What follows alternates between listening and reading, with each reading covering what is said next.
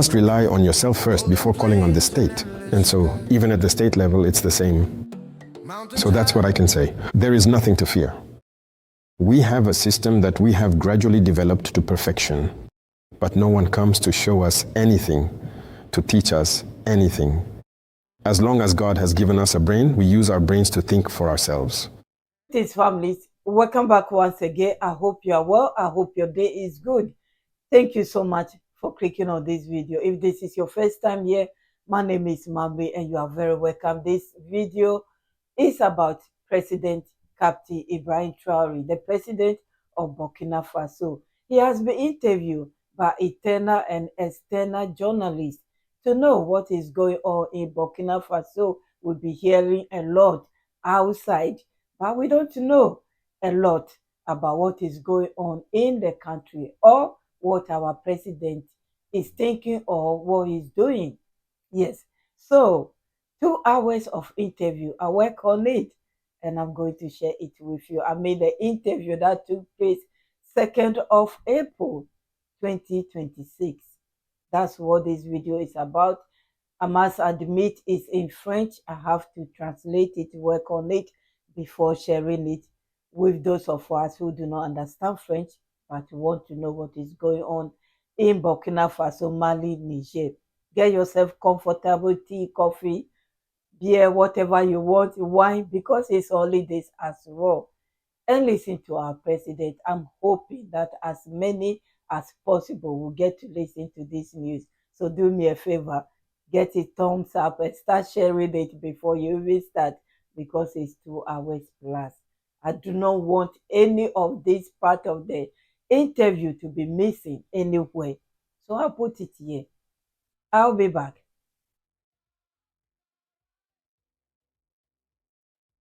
Ladies and gentlemen, good evening. Burkina Faso is going through a pivotal stage in its history, marked by the war against terrorism, the assertion of its political and economic sovereignty, the rebuilding of the state, and development initiatives. 1 year after the proclamation of the Popular Progressive Revolution, Captain Ibrahim Traore, President of Burkina Faso and President of the AES Confederation, is granting an interview to the national and international press. The implementation of the structural projects of the PPR, the steering of the destiny of the peoples of the AES, and the perspective of Captain Ibrahim Traore, Africa and the world are the major topics that will be covered in this interview. Good evening, Mr. President. Good evening. Thank you for receiving us here at the Presidential Palace of Kounuba in Ouagadougou for this interview, which once again demonstrates the importance you place on the press, on communication, and of course on the concerns of the Burkinabe people, the peoples of the AES and the world. And ladies and gentlemen, Mr. President, the format of this interview consists of 2 parts. First, the head of state will speak with 3 journalists about national and confederal current events. After this first round, 3 other journalists will join to discuss issues related to African and international news. Mr. President, the first group is already in place. It is made up of Nadege Yamugo from Editions Sidwaya, Salif Sanogo from AES Television, now renamed Tafuk TV, and Lassina Yawo from Grindsinger Studios, a German media outlet. So they will discuss with you, Mr. President, 4 main topics: defense and security, politics and society, economy and development, and of course, confederal current events. Good evening, dear colleagues. So we'll start with the defense and security section.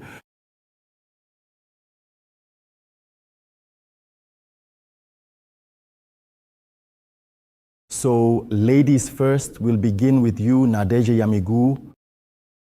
Good evening, Your Excellency. Good evening. So, Your Excellency, what assessment can you give regarding the recovery of national territory? In terms of recovery, today we can say that the initiative is ours. That is the most important aspect. For several years, since the beginning of this war, we have been passive. And it was the enemy who set the pace of the operations. So the change, this shift, the fact that we have regained the initiative in operations is very important. And in order to regain the initiative in operations, it took a lot of effort in terms of recruitment, equipment, but above all, training. Because one thing is also very important. Today, no one knows our army. If I may say so internationally, no one has a handle on our army. We have broken free from the mold of being trained by others. Having others dictate the program to us, the tactics to us. Today, everything is homegrown. So it is Burkinabés who designed the program based on feedback from the field, who trained the men. That is why we are able to achieve remarkable feats. And as I speak to you now, our units have taken back many localities, especially by advancing north of Djibouti. These localities, which have been lost for maybe almost 10 years, such as Baraboulé. Well, from there all the way to Petekoli, our units have retaken them after a series of battles, but now they are there, they are established. In the east as well, we have made progress moving toward the Beninese border in particular. The key towns, such as Nadiago and others, have been retaken and are under control. And so we are advancing from victory to victory. Mr. President, the army is stronger with many resources and better training, yet we still see that killings continue and the number of internally displaced persons is increasing. What explains this situation? Actually, the number of IDPs is rather decreasing. The figures are quite clear on that. We are in the process of resettling people, as I mentioned, and there are many localities that have been retaken. A few years ago, there were nearly 2 million IDPs. We now have well under 1 million, and by May or June, there will be very few IDPs left. Because these areas, indeed, when you look at, I've just mentioned Baraboulé, Petekoli, the areas of Tulfe, Pobe, Mengao, Namsijia, and everyone who knows northern Burkina knows, all of these have been retaken between November and today. So you can imagine all these people who need to resettle and everything, so the number of IDPs will inevitably decrease. So the killings often, as we've said, when the enemy starts losing momentum, they tend to commit acts of devastation. So what can they do? They look for civilian populations, shoot at them quickly, and then slip away. And very often they even have the cowardice to film what they're doing, these acts against unarmed people and all that. And there you have it, that's kind of it. They want to stir up panic among the population. It's a war. They use guerrilla tactics and we conduct counter-guerrilla operations. But the most important thing, as I said, is that we've adapted and we're evolving. Because it's not just equipment that makes a war. You can have all the necessary technological equipment, but it's the human resources that matter, first and foremost. Human resources must, of course, be trained militarily, and you can see that many African countries spend their time getting trained by Western countries, and so on. So our philosophy is as follows. Are those people who come to train us sent by God, maybe angels sent to teach them tactics? But why can't black people also tell themselves that they too can develop tactics? But look, in all African states, Western countries have to come and train them. We have put an end to that. We train ourselves in the art of war according to tactics, based on our own experiences, and that forges the mindset of our human resources. And it is from there that you can create combativeness, resilience, resistance, and so on. That is very important. So yes, equipment matters, but it is also essential to value human resources. And it is all of this combined today that gives us this success. Your Excellency, you have elevated the Brigade of Volunteers for the Defense of the Homeland to the rank of an army. What can this bring to the fight against terrorism? So we elevated it to an army because that is what it deserved. We are reorganizing ourselves. If you notice, by elevating it to an army, the regulations have also evolved a bit as well. There were many areas that were, if I may say, red zones in 2022. At the end of 2022, we created many VDPs and so on. Today, after 3 or 4 years, many of those areas have become completely green zones. For 2 or 3 years now, there have been areas where not a single gunshot has been heard. We have managed to create this security cordon around them. So it was necessary to reorganize the VDPs so that those who are in these green zones, if I may say, can remobilize to go further towards the borders of the region, the borders of the country. And so this creates a group of national VDPs and regional VDPs and leaves very few communal VDPs to continue maintaining the stable situation. So this change leads to a reorganization.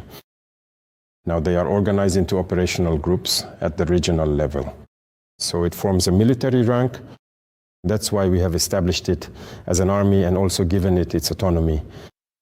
Complete autonomy, certainly in operation, but above all in maneuver, because they have specific missions entrusted to them within the overall mission of the different armies. That's why we established a rank of army. If Nadej allows it, Mr. the President, we are going to talk about training men, which is very important. You also spoke about erections, for example, of VDPs in the armed forces. Last December in Bamako, during your visit, you spoke of a black winter, of a black albino. Can we know if this winter has already passed, if this albino has passed without our knowledge, or what exactly is it about? The black albino. It concerns Burkina, it will come. That I can say is good news that will come for the good of our homeland. That's what I see. And that it's coming. But as for the black winter, I think the wind has started to blow. The most perceptive will understand. This winter, we cannot avoid it if we continue to behave like this in Africa. Those who can quickly come together so that we can protect ourselves, kill the wolf. To use the pot and protect ourselves, cut dead wood to make a fire, or build hills to stop the wind, those who can understand this will understand. But winter is already here. The wind has started to blow. And if, I repeat, if we continue with this behavior, our heads of state, nothing can stop it. So, Your Excellency, as you mentioned earlier, a lot of progress has been made on the ground in terms of reclaiming territory. But when will terrorism end in Burkina? I can say that at the pace we are moving right now since November, I can assure you that at this rate, we are not too far off. Because the most important thing for us was to completely change our approach, to avoid doing what we had been used to doing for the past 8 or 10 years. Because those one-off operations, those same types of bases and everything, we developed something else, another tool. And when we tested it, it proved to be effective. This allows us to go into areas that used to be considered sanctuaries. For example, I was talking about the area up in Djibouti. You can see that this zone was like their territory. No one could venture there or anything. But today our units have broken through and settled in, and you can imagine. There are areas where, when they arrived, they actually found training camps, well built, even better built, and they had obstacle courses that were better constructed than those in our own training centers. Imagine they settled in, they brought in all the iron, cement, and everything needed to build the training bases. That really surprised us. It means they felt like they were on their own territory. But we broke through and now we're there. These territories are lost because they had been under their control for more than 10 years. No one had competent men there. In fact, the army had never even settled there before. And so we are continuing all the way to the limits of our borders. And that's what I said, whether it's in the north or the east, all over the place. We are starting over again. Once they no longer have any room to maneuver, any safe havens, it becomes difficult. But now there is an important phase that must come in a few months to completely close all the gaps and prevent infiltrations. Because often that's the issue. We can settle in, but they can find ways to infiltrate, either by planting IEDs or sneaking in as small pairs, coming to kill behind the lines, creating these emotional incidents and so on. But we are going to close all the gaps. We will take the necessary measures for that, but it will come to an end. Your Excellencies, it has been decided to grant exceptional promotions to soldiers, gendarmes, and police officers under certain conditions. Won't this lead to resentment within the ranks? No resentment. There is no decision in this world that can achieve unanimity. One evening, if you lead an organization, no matter how small, understand that it's rare to have a unanimous decision. So, of course, some people may feel frustrated or something like that. Second thing, human beings are what they are. Not everyone ever looks in the same direction, because we don't all have the same ability to understand things, the same ability to analyze and so on. That's just part of it.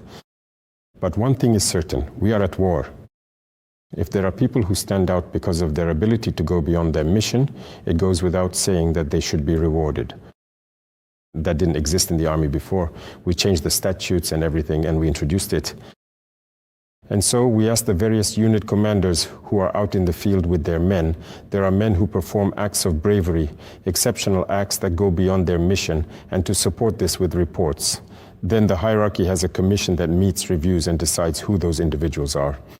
For example, let's take a soldier who, during a battle, his job is not to lead a group or anything like that, because it's the sergeant who might have a combat group to lead, and so on. But you will find soldiers who, due to circumstances, found themselves taking back control of a group, engaging in combat and getting their unit out of a very complicated situation. That kind of soldier needs to be rewarded because he has the tactical ability to be a sergeant. So that's what unit commanders are supposed to identify. Submit the name, the command will read the report, analyze everything. Naturally, they are given the rank of sergeant to motivate them, because there are also other people who might want to do more, but who are also waiting to see the motivation behind it. It actually motivates them. It encourages those who hesitate, who don't want to give their all, to push themselves further. That's what we're asking for. And in war, that's very, very, very important. When a soldier, when a fighter pushes himself beyond his limits, it changes the course of the war. You see, when there's pressure, it only takes one person to decide to maintain a certain level of fire or to carry out a particular maneuver. And that can completely turn the enemy's maneuver around. And that's very important. So I actually think that instead of causing frustration, it encourages and motivates. Since we're talking about national defense, Mr. President, not long ago, an army from a neighboring country made an incursion into Burkinabe territory to plant its flag, but the Burkinabe army reacted very quickly to restore the national flag. What is your analysis of that situation? Oh, no, not at all. The Burkinabe army didn't even need to go and plant the flag. As soon as they did it, the local people took down the flag and put the Burkinabe flag back up. So even before the units arrived on the ground, the units went there to gather the people to preach, to the people not to give in to provocation. We observe them, and as I said, these are behaviors that fall within the framework of the Black Winter. There are people who always behave like Negroes. I wouldn't even say just Negroes, but drawing room Negroes, real Negroes. When their master tells them, do this, they can only do that. It's like a curse. They can't go beyond that. Look at some of them. They have given their entire country to those people. They are sitting there, they no longer have anything under their control today. But when they are pushed to go to war, they are ready. And they provoke. I've always told people, we are already at war. So we're not afraid of war. But if someone pushes us to the limit, for our homeland, there's nothing else to do, we will go to war. And when it starts, no one knows how it will end. But an army that is not at war, if it can avoid going to war, that's better. But if you go looking for trouble, you'll find it. That's what I can say about this situation. We are watching. You've been warned. Excellencies, we have now reached the end of this first section dedicated to defense and security. If you allow, we will now move on to the political and societal part of this interview. We'll start with you, Mr. Sanoro, to begin this section. Mr. President, it's been a year since the progressive patriotic revolution began. The revolution Progressive. popular is underway, my apologies. So 1 year later, what assessment can we draw from it? Are you satisfied with it, or are there still things that need to be corrected? If you noticed, actually, since September 30th, it's been a revolution. But we waited some time to proclaim it on April 1st. And when we proclaimed it, we didn't release anything. No specific text, no manifesto, nothing about ideology. We were still observing regarding a manifesto that will be made available so that people can see a bit of the ideology behind the main theme. But already it was just to observe. As I said, the Burkinabe people are intrinsically revolutionary. As soon as we proclaimed it, there were many initiatives.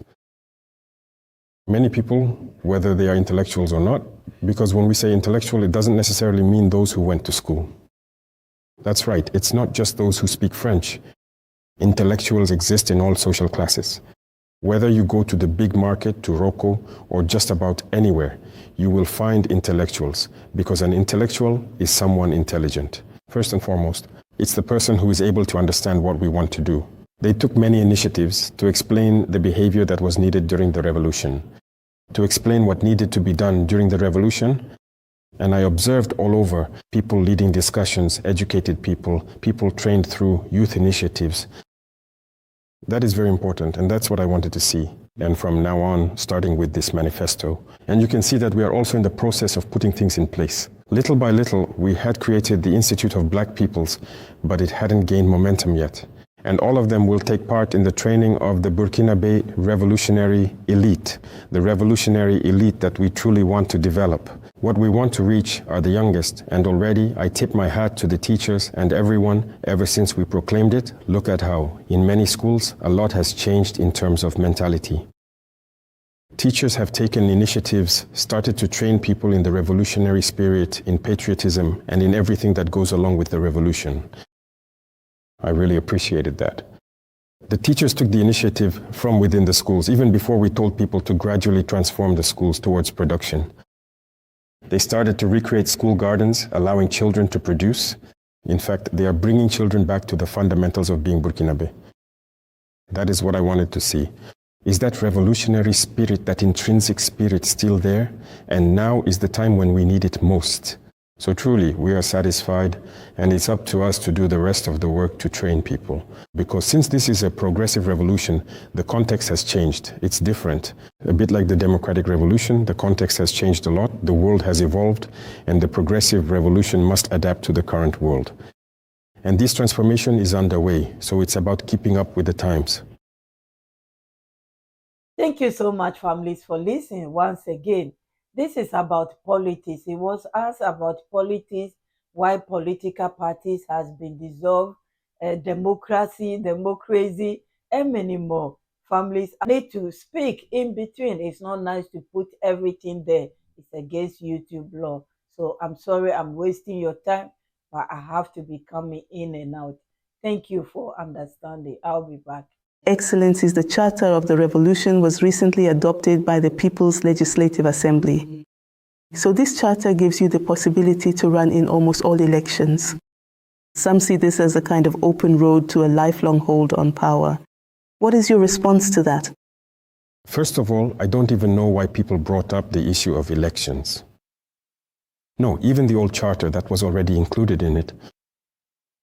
It's not in the latest vote that the issue of elections was added. No, that's old. People brought this up with a certain mindset. No, we're not even talking about elections. First of all, we have challenges and we need to meet those challenges. We are sticking to our guiding principle. We're not going to bend at all. People need to forget about the issue of democracy. And that's a task. We have to tell the truth. Democracy is not for us. The kind of democracy those people want us to see, we're not interested in it. We don't even want it. Normally, if someone comes to talk to an African about democracy, if he comes to you like that talking about democracy, you should run away. Democracy kills. That's democracy. That's what they want. Look at Libya. It's an example right next to us. They lived in peace, didn't they? They lived in peace. Water was free. There were so many things that were free. When people got married, they already received social benefits and everything. But today, some Libyans walk around with jerry cans looking for water all over the place. Look at the misery there is. How many hundreds of thousands of children have died? That's democracy. Everywhere they want to install democracy in the world, it's in blood. May God spare us from this democracy. We have our own model. We're not even looking, it seems, for someone else's. We came to completely change the way things work, but above all to change mindsets so that people open their eyes, see the world, and so that we never fall into that trap again. People are here, democracy is slavery. There is no democracy in this world. They pretend there is. They do as they please, and to establish it, they kill. Democracy that kills, we do not want democracy. May God spare us from that kind of democracy. We are focused on our conquest, on our rebuilding, and on the revolution. It is the only path to development. Your Excellencies, the customary and traditional Seferi has been restored. This is a testament to your vision for peace and social cohesion. What is expected from this social entity? Yes, I have often said it. In fact, the Seferi Coutumier. This is another opportunity for me to thank them, to congratulate them for this way of life, because it is not easy. I often say, even for us, who are young, we were born into a system. And to change the mentality of someone who was born into a system is very difficult. The customary chiffre, the politicians managed to get them on board. And as I said, we have to tell the truth. Politics in Africa, at least what we've experienced in Burkina, a real politician is someone who embodies all the vices. A liar, a flatterer, someone who never knows, who speaks well, a smooth talker, who shifts the problems. That's what politics is. And if you involve traditional chieftaincy in that, what value will it have? But today we have decided to completely separate them from the political mindset, to bring them back to their role. Because a traditional chief, in terms of justice, you saw the Faso Bukaure law that we had adopted. Traditional chieftaincy is at the center of this law. In our society, not everything goes before modern judges. We have endogenous mechanisms, for example, to resolve our social problems. Whether it's minor theft or even murder, these issues are resolved within our societies. We want to restore the traditional chieftaincy to that role. Once you manage to create a space for justice within your community, you foster social cohesion, you foster mutual aid, solidarity, you therefore create love among your people, and that's what is being asked. So there are many things expected of them. It is that they are the ones who pass on our indigenous values to the youth and show our young people how Burkinabés of the past used to live. Up to today, thank God, we have managed to preserve in almost the entire community an ancient structure of how our societies function. And so it is up to the traditional chief to restore, to revive this structure, to implement it, and to help modernity by making the connection.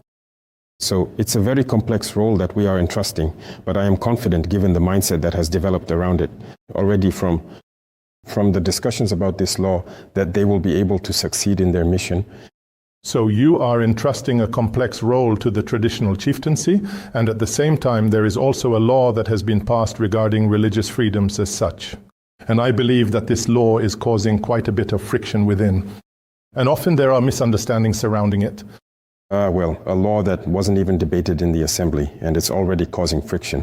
Have people actually read the law when there is one? Are they talking about the law itself, or just about the idea of a law? First of all, have they understood the law? The assembly will soon summon the religious federations to discuss the law. And so, if the federations are the representatives, if they are the leaders of different religions, well, that hasn't happened yet. If it hasn't even been debated yet, then a lot of people don't even know what's in the law. So, as I said, there are always people who are easily manipulated, weak-minded, who don't look too deeply into things, who are quite ignorant.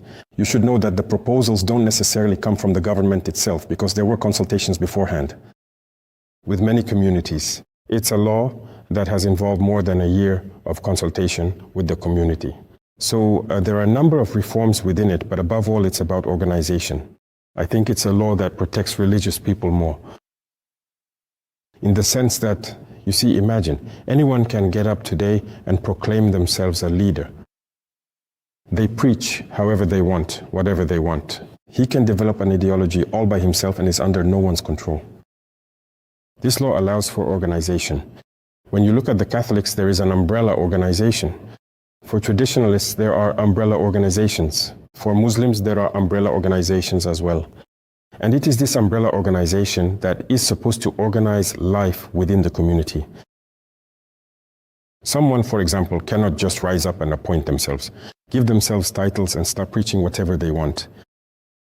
If, for example, you want to be an imam or a religious leader who is supposed to preach or something like that, the law states that your umbrella organization is the one that must issue you a document that certifies you have the capacity to carry out what you intend to do. But this gives authority to religious leaders instead of letting disorder take hold. Someone gets up, builds their mosque, and does whatever they want. They build their temple or church over there and do whatever they want. So that's what we've tried to regulate to some extent. Basically, it's about giving authority to umbrella organizations, allowing each to organize within their own tradition. How should religion be practiced? Your Excellencies, the activities of political parties were suspended and subsequently we saw their dissolution. So what message is behind these decisions? What message? What has politics really accomplished in Burkina? Not much. Okay, message. What has politics managed to do in Burkina? Not much. It has divided us, that's a fact. Even within families, two brothers who belong to different parties will develop a fierce hatred for each other. You can't even imagine. And that's dangerous. In terms of development, you know that politics is like a business in Africa. That is to say, if I am the president of a party, I recruit you because you are smooth talkers, skilled deceivers. We flatter people, they follow us. We have business people on the left and right who help finance us, and then you go and bribe people. Once you've been thoroughly corrupted, if we win the elections, what can we do? Steal to get a return on investment. And those business people who financed you, you have no choice. You are obliged to give them all the government contracts. You can't make them pay customs duties properly. You can't make them pay taxes properly, because they need a return on their investment. That's it. That's the reality. Even us, when we arrived, there were business people who approached us too, to finance or something. We are not politicians. If you want to give money, that's what led us to create a donation reception committee, if you remember. Afterwards, now the FSP.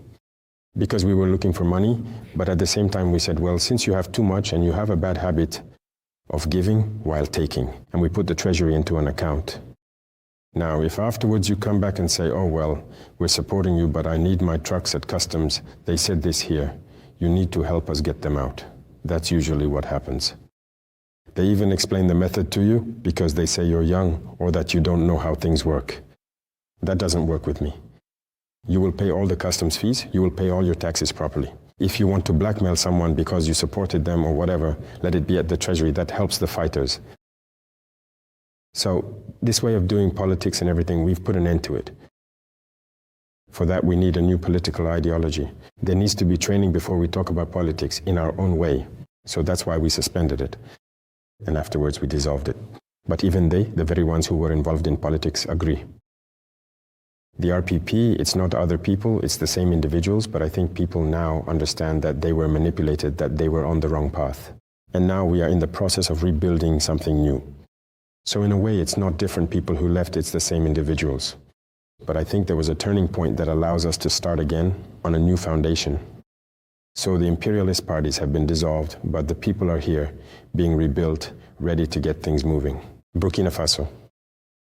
Thank you so much, families, for listening up to this stage. Our president, Captain Ibrahim Traore, was asked about the ex-president that wanted to delete him. And not only to delete him, if you are following the news, you will know how he explained how they should do it. Families, please listen. If you are seeing him, what is going on? Some are saying that he has been judged and is in jail, and many more.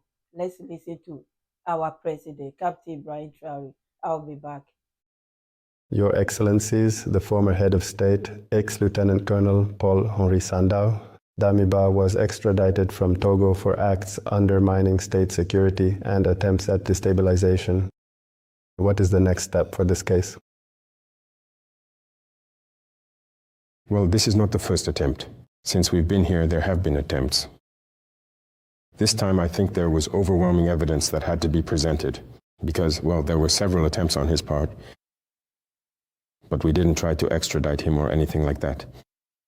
Often, we would just tell the Togolese authorities, well, here's what he's doing, you should advise him. Because when he left, we never tried to do that.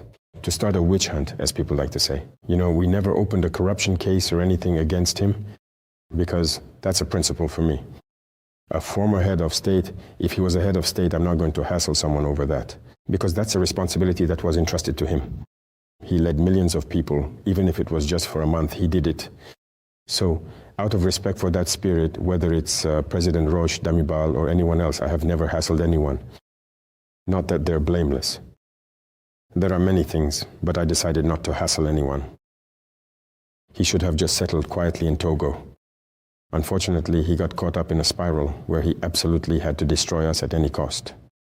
We tried to contain those people, but when you look at the last attempt, there were some very serious things where he was telling those who were supposed to take action, and that there would be a lot of deaths, and not just to kill as many as possible, because to achieve their goal, they have to kill and not even care about it.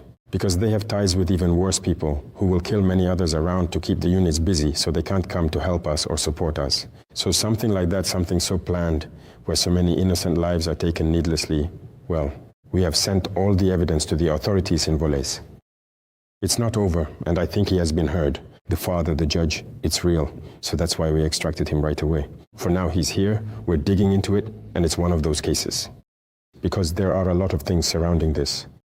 What we discovered is that it involves many countries, countries you wouldn't expect, countries that were supposedly friends. It involves a lot of people, a lot of prominent figures around the world. We realized that there was actually a huge operation behind it. In any case, a judge has already seen it.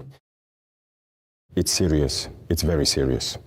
And for us, it gave us a lot of information, a lot of lessons. To quickly talk about the fight against corruption, which is in full swing right now in Burkina Faso and is yielding results. But some people feel that it's only the small fish who are being caught at best, and that the big fish manage to slip through the net. Are you talking about the courageous cameras? Exactly.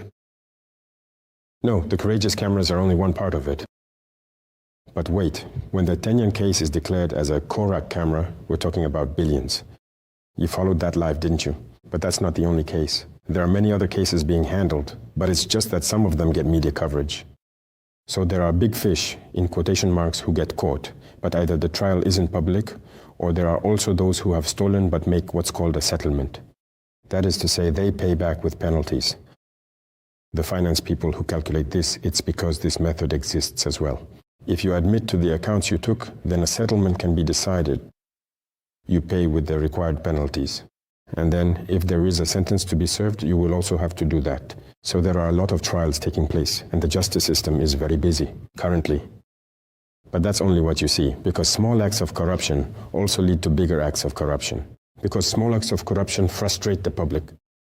Imagine someone who has a sick relative in the hospital. He goes out to urgently get some medicine, and then, for example, he gets stopped. We set up a process with the Labour Brigade so that people are no longer stopped. They can take their vehicle. You can keep them there, right? There is a card that is given to you and you can go. But if now an officer refuses to do this, someone who has a child, or in any case, someone at the hospital who is dying and he is rushing to get a prescription, we have put a process in place so that this person can quickly get his medicine and go back. But if you resort to corruption, you keep the person there. Contrary to what is said, you demand that he pays. For you, for your own pocket, that's the only concern. So that's the harm it can cause to the people. That's why we fight against this too. And that's what we have shown publicly so that people will stop. It's the same thing in the land services with plots and so on. People, you can come with all your misery, beg them, but they don't care. Yet the majority, those we call public servants, the civil service everywhere, you are there to serve the people. And if you take actions that frustrate the people, that cause harm among the people, that's also an issue. But here we need to show it in front of everyone so that others don't make the same mistake, if I can put it that way. That's why we film and show it. We have a lot of cases like this. This is only a part that we've shown, but we have many cases. But also the big fish, as you say, there are many cases. There are many cases being handled by the justice system. People are paying back. A lot of things are happening. But I can say that it has decreased a lot. We can't say that we'll eradicate it 100%. But the fight is relentless, and it's producing results. Thank you so much, families, for listening to this part as well. I'm sure he has explained everything to you. His face when he was asked that question, have you seen him yourself? Because, I mean, thinking about my friend that has betrayed me, if I see that person's face, I don't know how I feel. So, bravo to our president. But yeah, for not seeing him. I wanted to say something, that's why I said, but for not seeing him, let the justice system do their job, and at the end we see the outcome. Families, this part you have witnessed a lot. Those of you who have been with me for a long time, it's about the highways. Faso Mebo, why our president decided he's not going to give the highways to external or foreign contractors, because some of them have this contract long before he came and they did nothing.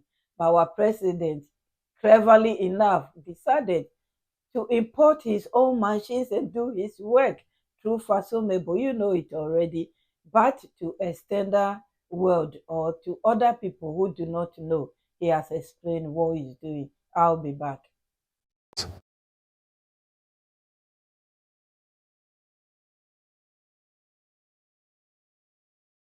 Now we are going to transition into the third part of this interview, which is dedicated to the economy and development.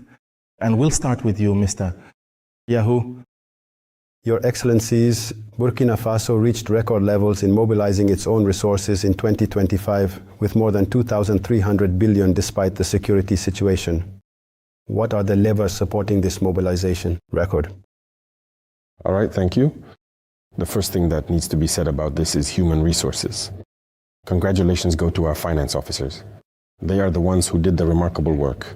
Of course, we brought in reforms, changed mindsets, but it's because they embrace these mindsets that they are able to do the work as well. Otherwise, you can implement many reforms, have beautiful texts. It's true that you need to take measures for implementation and everything, amen? If the human resources have not grasped the fundamentals, they will always look for ways and means to get around them, and you won't get any revenue. So, as I said, they are the ones who should be congratulated first because they listened, they understood what we said, and they are applying the texts we are adopting. That's what brings in all this revenue. So congratulations. And I think we are continuing the reforms so that we can generate as much revenue as possible. That's what allows us to equip our forces and train them to build our country then. The staff of the Ministry of Finance have understood this. They are truly doing an outstanding job, and we will continue to encourage them so that they keep surpassing themselves, even in the same way as the fight against fraud. And all of this, you can see that they are really taking action, and we congratulate them for that. If we don't do this, we can't protect our industries, we can't protect our economy, and everything that goes with it. So if they had let themselves fall back into old practices, we wouldn't have been able to reach this level. Mr. President, you have launched a gigantic project, the construction of the Ouagadougou Highway. It seems to be a project that you care about deeply. I care about it a lot, and as I said, it's not the only road we're going to build. But the Ouagadougou Highway, if you take the Bubu Road, look, for the past 2 years now, just look at the number of tragedies we've had on that road. The road is very narrow. There are too many fatal accidents. Every day there are fatal accidents on that stretch of road. We need a road. We found a project that already existed, but it's just 2 lanes each way. And when I took over, I tried to see which companies had submitted proposals. First of all, they were foreign companies. The construction cost for about 300 kilometers, 2 lanes each way, was over 1,000 billion, 1,032 billion for the cheapest option. Well, I said 2 lanes each way is already outdated. With 2 lanes each way, if a truck breaks down, it just stops there, and that's it. Everything is blocked. You are the number of cars, the traffic flow on the R1, so it's outdated. So I asked for it to be 4 lanes each way. As I said, we often have this complex, this misfortune. Black people don't believe in themselves. Even when I said 4 lanes each way, there were ministry officials who smiled. It's impossible. I said, all right. We put the project on hold. And so I pushed the mayor to pay for as much equipment as possible, down to every detail. Today they have everything. All the machines needed to build the red road section, all the machines needed for the asphalt, even up to the granite quarry crusher. So they are completely self-sufficient. We are able to build our own highway. After that, there are a lot of highways. I want all the regional capitals on the island to be connected by highways. All the exits from Burkina should be highways. Roads are essential. For the economy and for our forces, the highway network in Burkina will be the densest in Africa, according to our projections. And it keeps coming. We still have nearly a dozen brigades that are yet to arrive. Thank you so much, families, for listening up to this stage as well. Now we come to the good aspect of everything. According to a lot of people, he has been giving gold to Russia and all. Let's listen why this gold business bother a lot of people and why they are doing what they are doing to protect their country and their resources. I'll be back, families. Thank you. I hope you are enjoying this interview. Please, can they like it? please.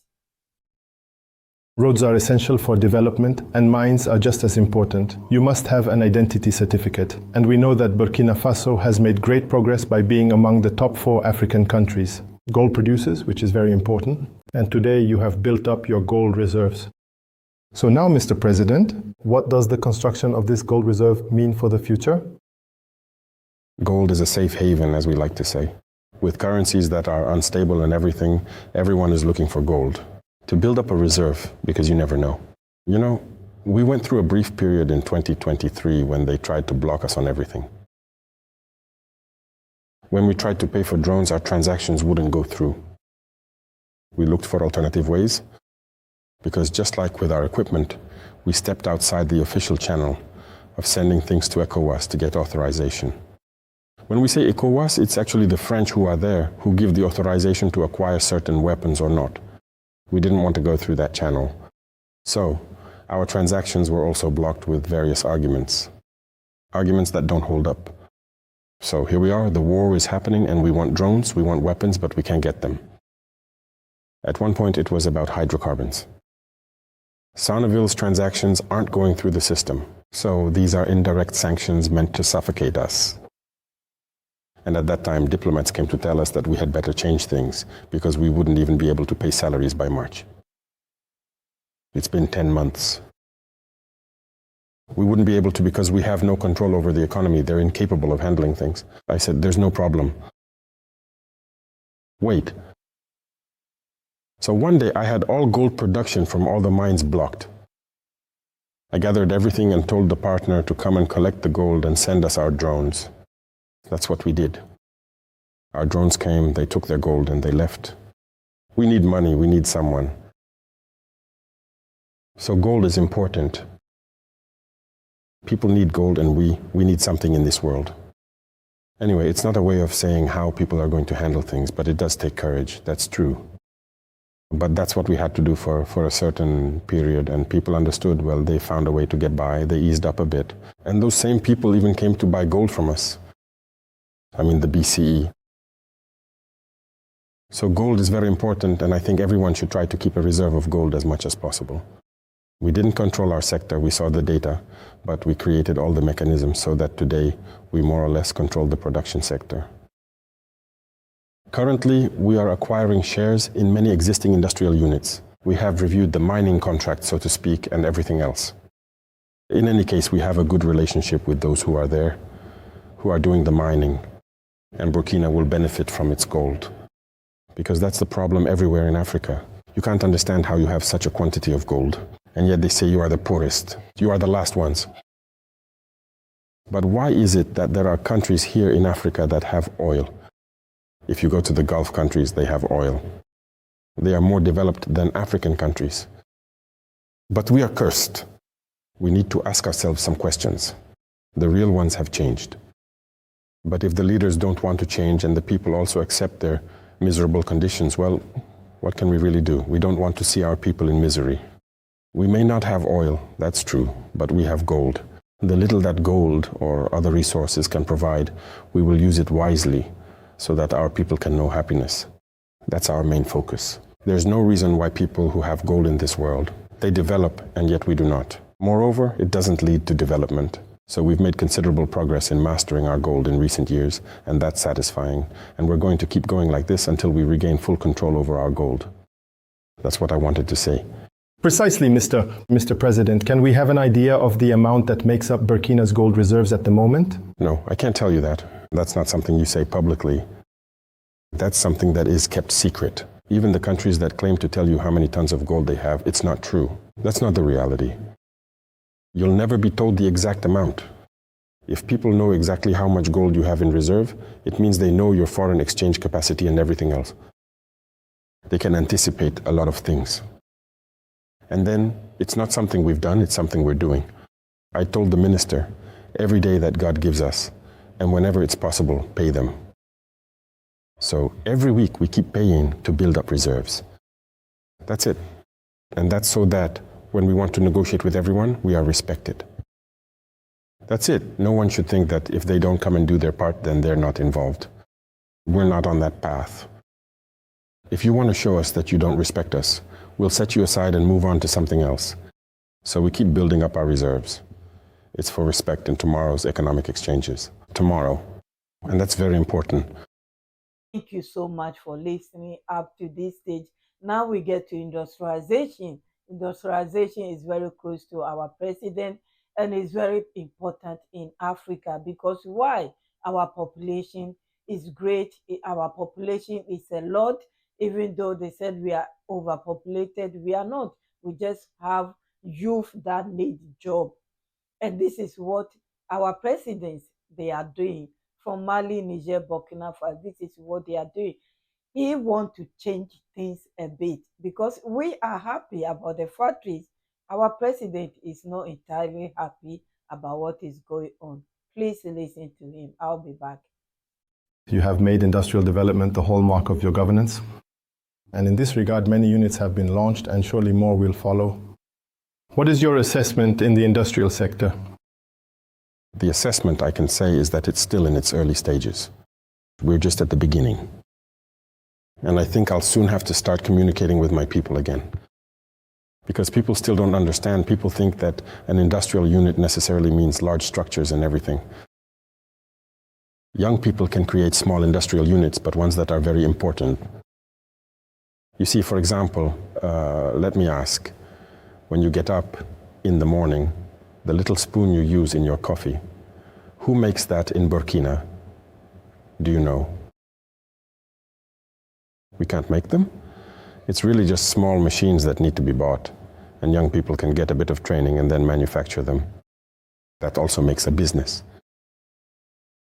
We need to first look at our daily lives. What do we do every day? What is present in our daily lives? That's where we need to draw ideas from. Everything that we seem to import, and that young people can say, okay, this here we import it, we don't make it here, we don't make it here. I'm going to get into this, start a project on this, seek out knowledge about it, and we will try to support them. So, industry is still just in its embryonic stage. We're just at the beginning. Right now, we've started working in sectors that allow us to do so. We need to draw inspiration and ideas.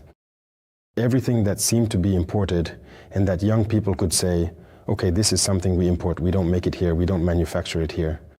I'm going to get into this, start a project on this, seek out knowledge about it, and we will try to support them. So the industry is just in its embryonic stage. We're at the beginning. Right now, we've tackled sectors that allow us to be a bit more self-sufficient. Because as you can see, everything is imported here. When I was first talking about what we consume, today, for example, we've started wheat cultivation. And we have factories that produce it. Wheat flour, all kinds of flour that can be used to make bread, biscuits, and other products.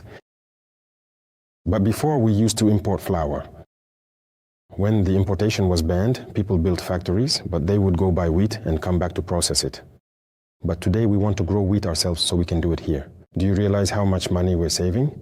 And at the same time, there are factories we've already helped finance, which will open soon and will manufacture everything related to this. Pasta, spaghetti, things like that. All of that we import, right? When we buy our pasta, it comes from elsewhere. We don't make it here. But that's part of our consumption. That will be internalized. Rice too. We've already made incredible progress. We grow a lot, but we've also encouraged people to set up many processing units. There are many varieties of rice in Burkina Faso today. That's what we consume. Take corn couscous, for example. We grow corn and export it raw. Then we go buy couscous elsewhere and flood our markets with it. That's not right. Many units have opened and many more are still being encouraged if you follow the news. That's why we need to process all of this. Infant flour and everything else we order, all from abroad. But we need to move away from that and do the processing ourselves, with our own raw materials. And be able to add value. Oil. How can we export our raw soybeans and then go buy soybean oil at the store? Peanuts, there are so many oil seeds. But why aren't we doing it?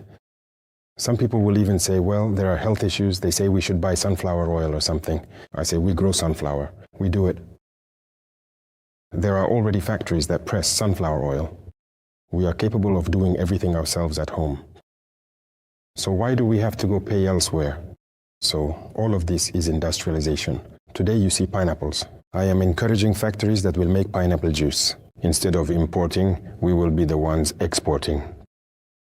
And it turns out very well. It's much higher quality than what we pay for, even what we pay for elsewhere in the coastal countries. So there are many things in our daily lives. What we eat, what we wear, and everything else. And when we get up in the morning, we should be able to look at ourselves and say, okay, I wore this, this is something I wore. I said, no, we're going to build a factory, which will go from cotton all the way to this. It will be ready this year. In 2026, God willing. So I no longer want to be dressed by a brand that comes from abroad, because our farmers grow the cotton. I can't accept that someone comes and imposes the price of cotton on the farmers when we should be processing it ourselves. And just imagine how many jobs that creates.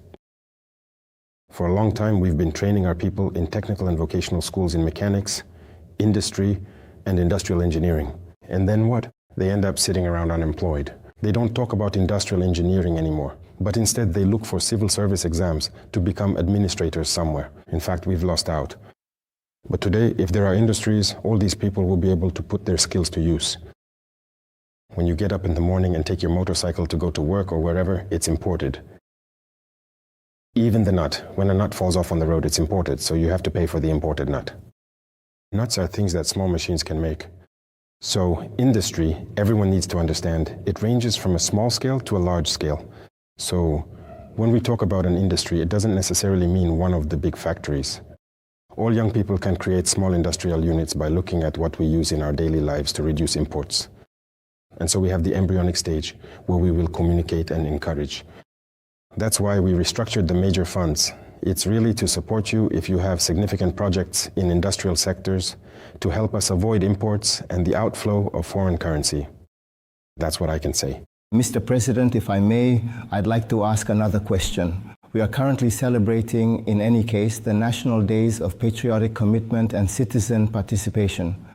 The slogan built around these days for the first phase is "My plate, my pride." So what message specifically does Burkina Faso have that is connected to this slogan? So there are things that I cannot say to people just yet, but God willing, the day will come when I will say things that will shock people's consciences of Burkina Faso and of Africa in general.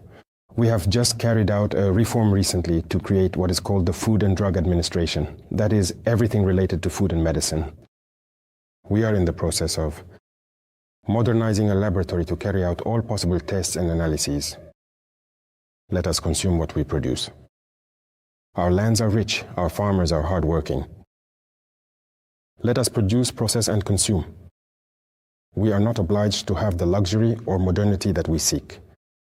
But what we want, we can achieve it.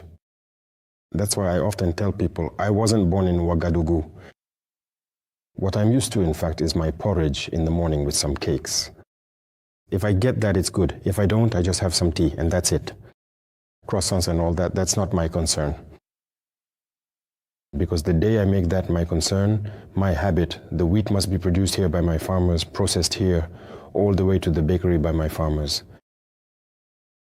I didn't used to eat chocolate. But today I can tell you that sometimes I even send people to go buy chocolate. There's a master chocolatier here in Burkina Faso, Master Payala. That's the only place where I might say I'll get chocolate. That's all. And there are many sales points throughout the country. So if someone is wondering where I bought this product, it's to say that we need to be aware. We need to produce in Burkina, consume in Burkina, or in Africa, that we unite and understand this. If we don't understand, it puts us at risk and in danger. Just like people today are becoming impotent, infertile, or whatever. Our ancestors were like that. That's the reality. Well, it might make people laugh, but it's the reality. Even medicines have too many infections, antibiotics here and there. Well, we were lucky enough to know more about roots and other things. But I even told our doctors, our researchers, to refocus on our abilities, meaning the plants that we have here.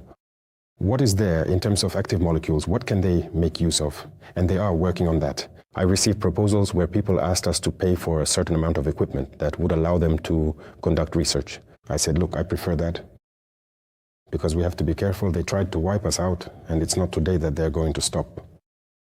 So my plate, that has to be my daily fight. And even the plate we put food on, as I told you, porcelain and so on, everyone uses it. Is it made here?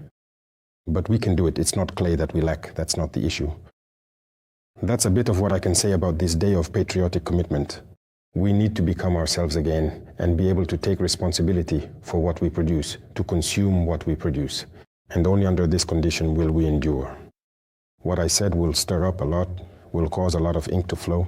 It won't please some people, but the reality is there. No one wants to see our people progress. And yet we are projecting ourselves 10 years into the future. Burkina will reach 50 million. Or rather, in fact, we need children. Our lands are rich and we need to, well, we are going to work. And that's really what matters. So that's a bit of what motivated us, and we will continue in this direction. Yes, sir. Mr. President, Burkina is moving forward in any case, it's a big step on the path to self-sufficiency and industrialization. But as you said, we need to produce a lot locally. And in order to produce, industrialists and local producers need to have support. Where do you stand with the reduction of domestic debt, the burden of domestic debt? Yes, on that front, we've made a lot of effort nonetheless. We've made a lot of effort. I remember in 2022, it was a crucial issue. Every time there were complaints and everything. So in the end, I asked to see the situation. When the minister, who was newly appointed afterwards, said, there are debts from several years back, companies that have been putting on pressure. There were companies that were about to go under, even, I was saying, but this isn't simple. Yet we have to finance our war. We have to pay for equipment. We have to handle things. So I said, here's what we'll do. In the first half of the year, we'll focus, pay for a lot of equipment, and we'll reorganize ourselves. In 1 quarter, here are the measures we'll take to. So in terms of taxes and all that, we tried to do some work. And so starting from the 2nd quarter of 2023, we need to hustle so that by the end of 2023, there are no more debts from 2022. There will only be debts from 2023. We tried, but there were still large companies that had debts from 2022 that we couldn't pay. And little by little, I keep track of that. At the end of the year, are there any debts from the previous year? The previous year? No. When I look at 2025, in December 2025, there was no debt from that year. On the contrary, I said to prioritize companies that don't have very large invoices. And so usually it's 3 months, 6 months at most. We're not in that situation then, which means we've moved away from a volume of domestic debt of several hundred billion that had been lingering for years. And we've managed to catch up with everything as of today, as I'm speaking. So there are still large companies that may have invoices that last up to 6 months. Well, we figured that when you look at their turnover and everything, they can manage with that. But we make an effort so that small businesses don't have debts lingering to allow them to operate. So major efforts have been made. And we're continuing to monitor this step by step. Truly. Energy still plays a major role in individual development. This year, we see that there are more power outages compared to last year. So the question arises as to what is being done to put an end to this situation. Well, as I said, energy sovereignty, we've come a long way. A lot of things are being done. But look, we've launched several projects this year, and we were hoping to have all our generators before January. But as you may have noticed, some generators have arrived. It's only been a few days, and more are still coming in. You see those big machines, they're transporting on long flatbed trucks and all that. You often follow when they arrive. It's practically moving at a snail's pace. Just to leave the port, it can take at least a month. It's progressing very slowly. Unfortunately, it arrived late. There are even some generators still at the port that we haven't been able to bring in yet. So even those that arrived in February and March, I won't lie to you, we can't set everything up in such a short time. We were too dependent. We were importing. The trend was to import from Ghana and Côte d'Ivoire. More than half of our energy. That's why we decided to build our own power plants, to be self-sufficient. And that's a process. And as I said, there are a lot of things. Ships were diverted at a certain point because of some conflict situations. Something that was supposed to arrive in 45 days, now we get it in 70 days or so. Even getting to the port is a challenge. So there are power plants being built, and the plan is to set up a plant in each region. Instead of concentrating everything in Ouagadougou and Bobo to supply power, the goal is to make the regions autonomous. So several power plants are currently being installed. I think in Koudougou it's almost finished. All over, in the cities we've targeted, even just to have power plants. So we hope to be able to solve the energy issue at least within the time frame, as quickly as possible, as long as we don't face other international constraints. As long as there isn't even energy, our dream of having industry can't happen. It's impossible. Industries consume a lot. There's also our transmission line, which needs to be completely replaced. And changing these networks costs hundreds of billions. We have to order all these cables, build everything. If you notice, in the city and pretty much everywhere, we're building new lines. So all of this is a huge project. There's production and there's the transmission that needs to be rebuilt completely. And that's what we're working on. So that we can have clean energy. Clean energy for us, pure, that can be transmitted very safely and will be stable for our industries. Your Excellency, in February 2023, the state created the Agency for the Promotion of Community Entrepreneurship, APEC, with the aim of implementing popular shareholding. How do you assess the progress that has already been made? That's true. It must be said that APEC was born out of a strong will. APEC was fought against and continues to be fought against. We've seen it all.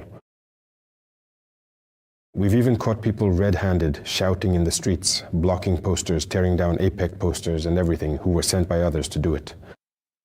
There are many business operators who fought against APEC. The bankers fought against APEC. That's a fact, they can't deny it. If we didn't act in a certain way, it's not because we didn't have things at our disposal. But we avoided certain things. But we avoided it because we want to do things so that they can see. And so, in terms of communication, the PK was also sabotaged. If they're already sabotaging through physical actions, it's not just through communication. So people paid others to talk on social media. In fact, they were disparaged.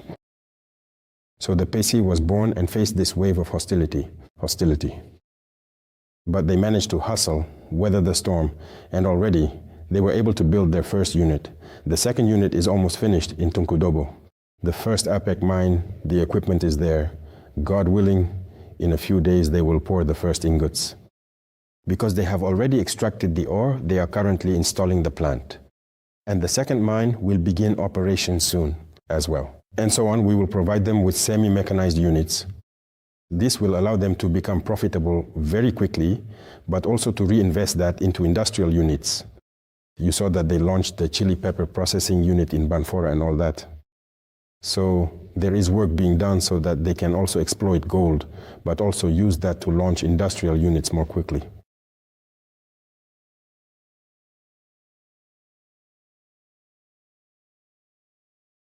Mr. President of the Republic, in the month of December of last year, you took over the presidency of the AES and you have established a wide range of important priorities. You really have an extensive amount of work ahead of you. And today, can we know 3 months later, what are really the main priorities of your term, since the mandate is for 1 year? First of all, I think you are aware of the roadmap, I suppose. The experts met, agreed on a roadmap, and that's what we're going to try to implement. In a few days, the major chapter should be ready for the first major operations. The force needs to have its means of action. If it decides to intervene somewhere, it will do so with all its resources. And so, for example, in this area, we are quickly strengthening capabilities, because when we talk about capabilities, we need autonomous power. And that's very important. So we need that, and to put it into operation for very large-scale operations across the entire area. So that's an important task. Secondly, there's also the question of integration. Because we shouldn't talk about integration and then behave like other organizations. Integration must be real. And for that, I am preparing a document so that we can double our efforts and prevent hassles between our different countries, whether at the borders or within, because we shouldn't fall for the hypocritical illusions of other African organizations. When we say integration, it means integration. We get a lot of feedback at the borders. People are harassed inside the country. Even within the countries themselves, people are often bothered. So I have thought about a mechanism to put an end to this. The forces of the 3 countries must be together in all the countries. In the embassies at the borders, we are going to implement this mechanism. Effectively fight against corruption. If an agent is caught in corruption, during passage or inspection, we must have the courage to deal with them. With the utmost determination, dismiss them because they don't even deserve to wear another uniform. The other aspect is the economy, development. I think there are quite a few projects that we are currently implementing. And this is a battle because it's the economy that drives the world. And here as well, we have a major challenge that we are going to take on in the Plateau de Dieu. Your Excellencies, on March 12th, the European Parliament adopted a resolution for the release of former President Mohamed Bazoum. You have already issued a statement. Is this an interference in the affairs of the Confederation? Of course, it's interference. Niger belongs to the European Union. They haven't left us alone. Have we ever interfered in their affairs? Bazoum is Nigerian. He's not from the European Union. Let them tell us. If he was an agent they placed who isn't Nigerian, who came here on a mission, then they should just tell us. If we're going to return their money, we'll see what we do before giving it back or not. This needs to stop now. People need to stop behaving as if we're still in colonial times. And that's exactly what we're describing, what we're fighting against alongside many African leaders. And look at us. Even the African Union doesn't belong to Africans. They are dictated to. They do whatever they're told to do. If they're told to issue a statement, they do it. Even the African Union building, it wasn't built by Africans. We have no shame. And as long as we keep showing this attitude, they'll keep behaving this way. European Parliament, but take care of the European Union's problem. The people over there aren't suffering. The farmers over there are suffering. We see them, they're beating their farmers in the streets. With strange agreements, they can't even survive anymore. People are committing suicide over there. But take care of your own problems. Fight against your oligarchies that are impoverishing your people instead of coming here and saying, hey, they won't have Africa's energy anymore. In any case, if it's from here, we'll fight so that there's nothing left here. If you want, you can come and cooperate properly and legitimately. But if it's just to come and take, never. That's it, the battle is over energy. Uranium, oil, even our gold. That's the battle. For a long time you have been looting over there. And now they're left in the dark. You're in the light, you do whatever you want. But just wait. Okay, we're getting ready. Mr. President, within the AES, it's a shared vision. We're speaking with one voice. And these are joint actions that are carried out together. This has been observed on several occasions.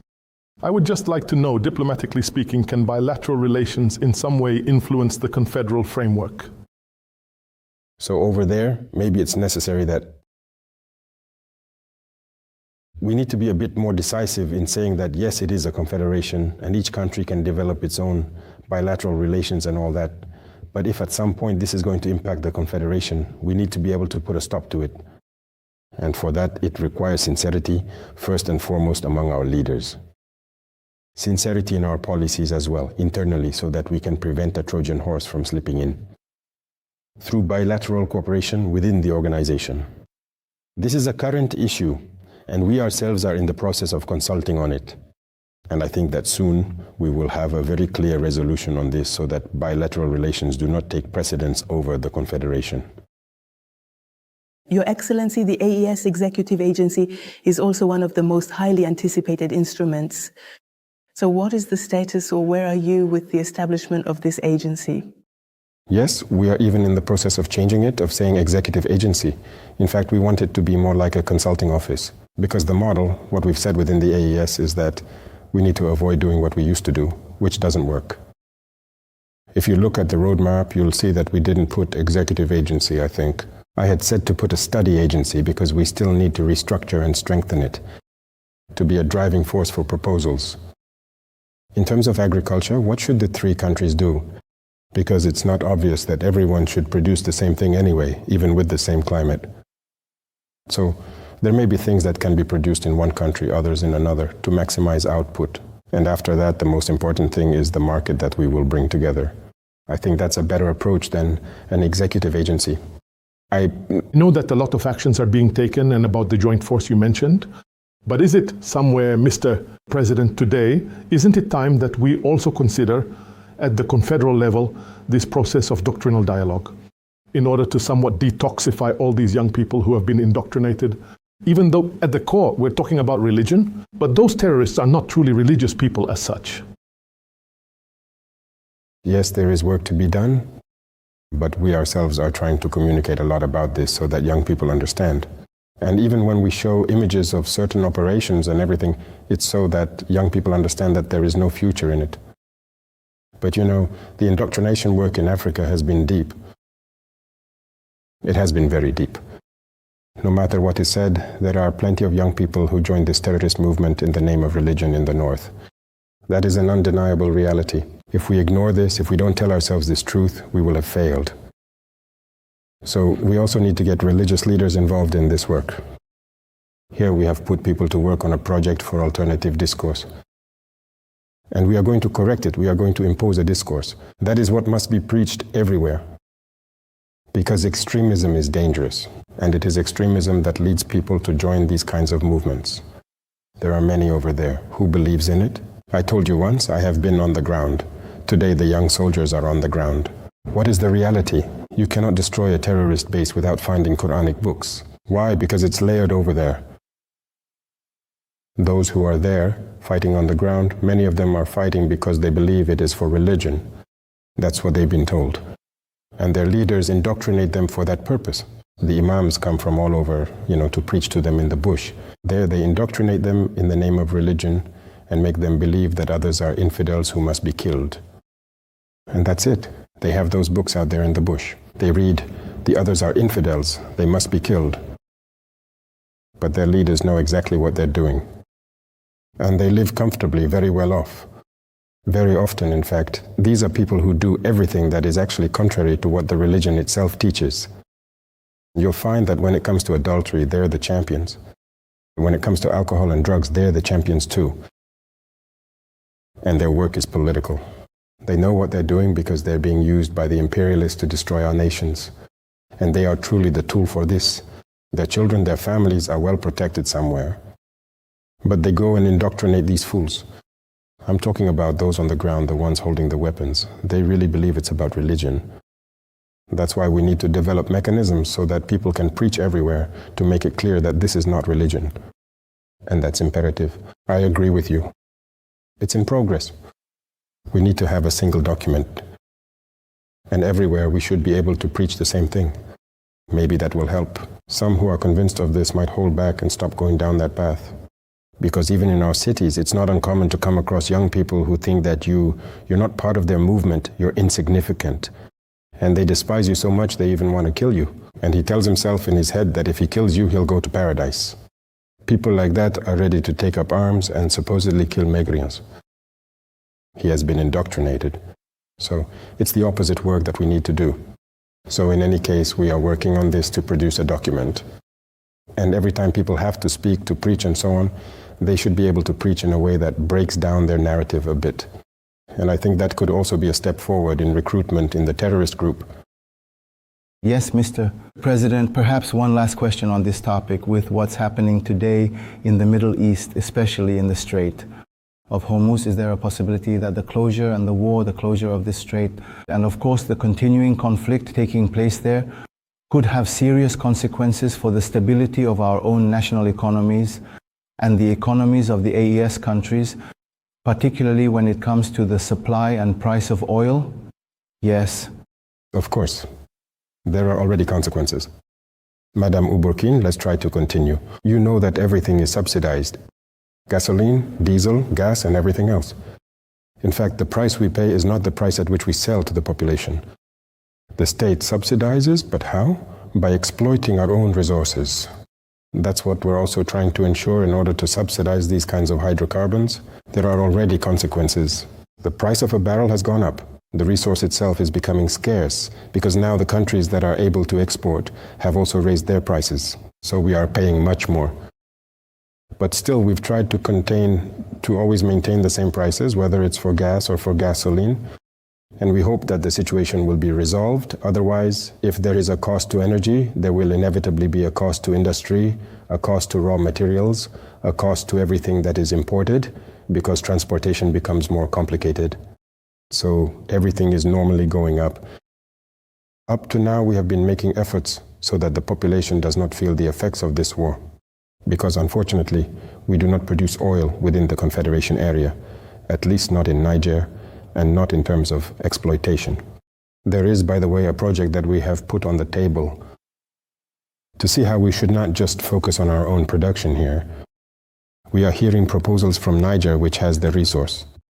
How should we go about developing perhaps refineries to make use of what is in our subsoil for our people and everything, so that we no longer depend on imports? Otherwise, when a country produces oil and still re-imports petroleum products, well, it's a bit strange. But in Africa, that's the norm. All the African countries that produce oil, most of them import petroleum.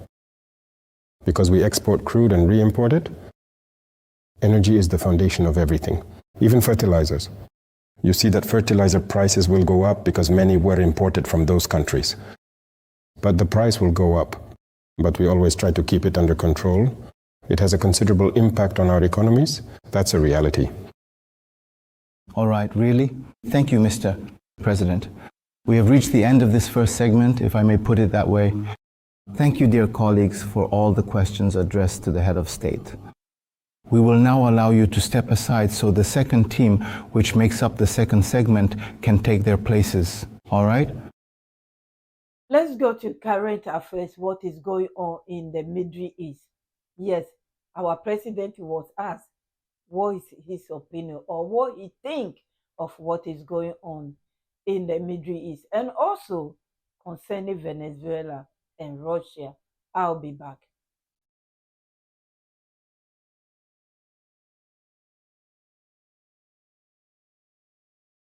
So, Mr. President, sir, with your kind permission, we would like to now proceed forward with the second and final portion of this program. This second segment also welcomes 3 journalists, but this time from the international press. Joining us today are Yusra El-Baghi, a correspondent from Sky News, which is a prominent British media outlet. We are also very pleased to have with us Gilles Bocco, who is representing New World TV.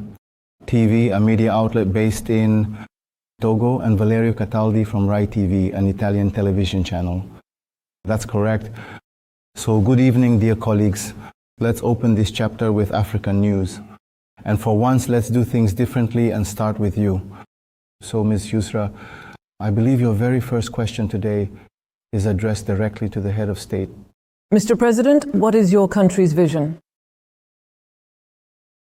The overall vision for Burkina, you mean? Well, thank you and welcome. I think you are in a country that today advocates for sovereignty, national sovereignty, and complete independence. Because, as you know, our country was colonized like many African countries, but today we are making our voices heard. And so, the fight for sovereignty and independence is the driving force behind our struggle. Thank you. What does your revolution mean in practice? Is it a deliberate uprising against Western influence and ideals, or is it a fundamental national transformation occurring over time? A revolt against the West? No. The West, things should not be confused. As a revolutionary, I like to make the distinction between peoples and policies. There are many of them in Europe, in the West, who support us in our struggle. We see through the people, and even through your TV shows and everything, many people who speak out, who support our fight for freedom. And I think everyone has an interest in that. But now the policies of certain countries may be opposed to our ideology, and the revolution logically will fight against that ideology because we want to assert ourselves. And there are those who don't want us to assert ourselves, who want to keep us in slavery, in alienation. No, the revolution fights against that. So that's a bit of our guiding principle.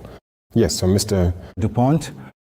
Thank you so much, families, for listening up to this stage. So our president, Captain Ibrahim Traore, was asked about the ex-president that wanted to delete him. And not only to delete him, if you are following the news, you will know how he explained how they should do it.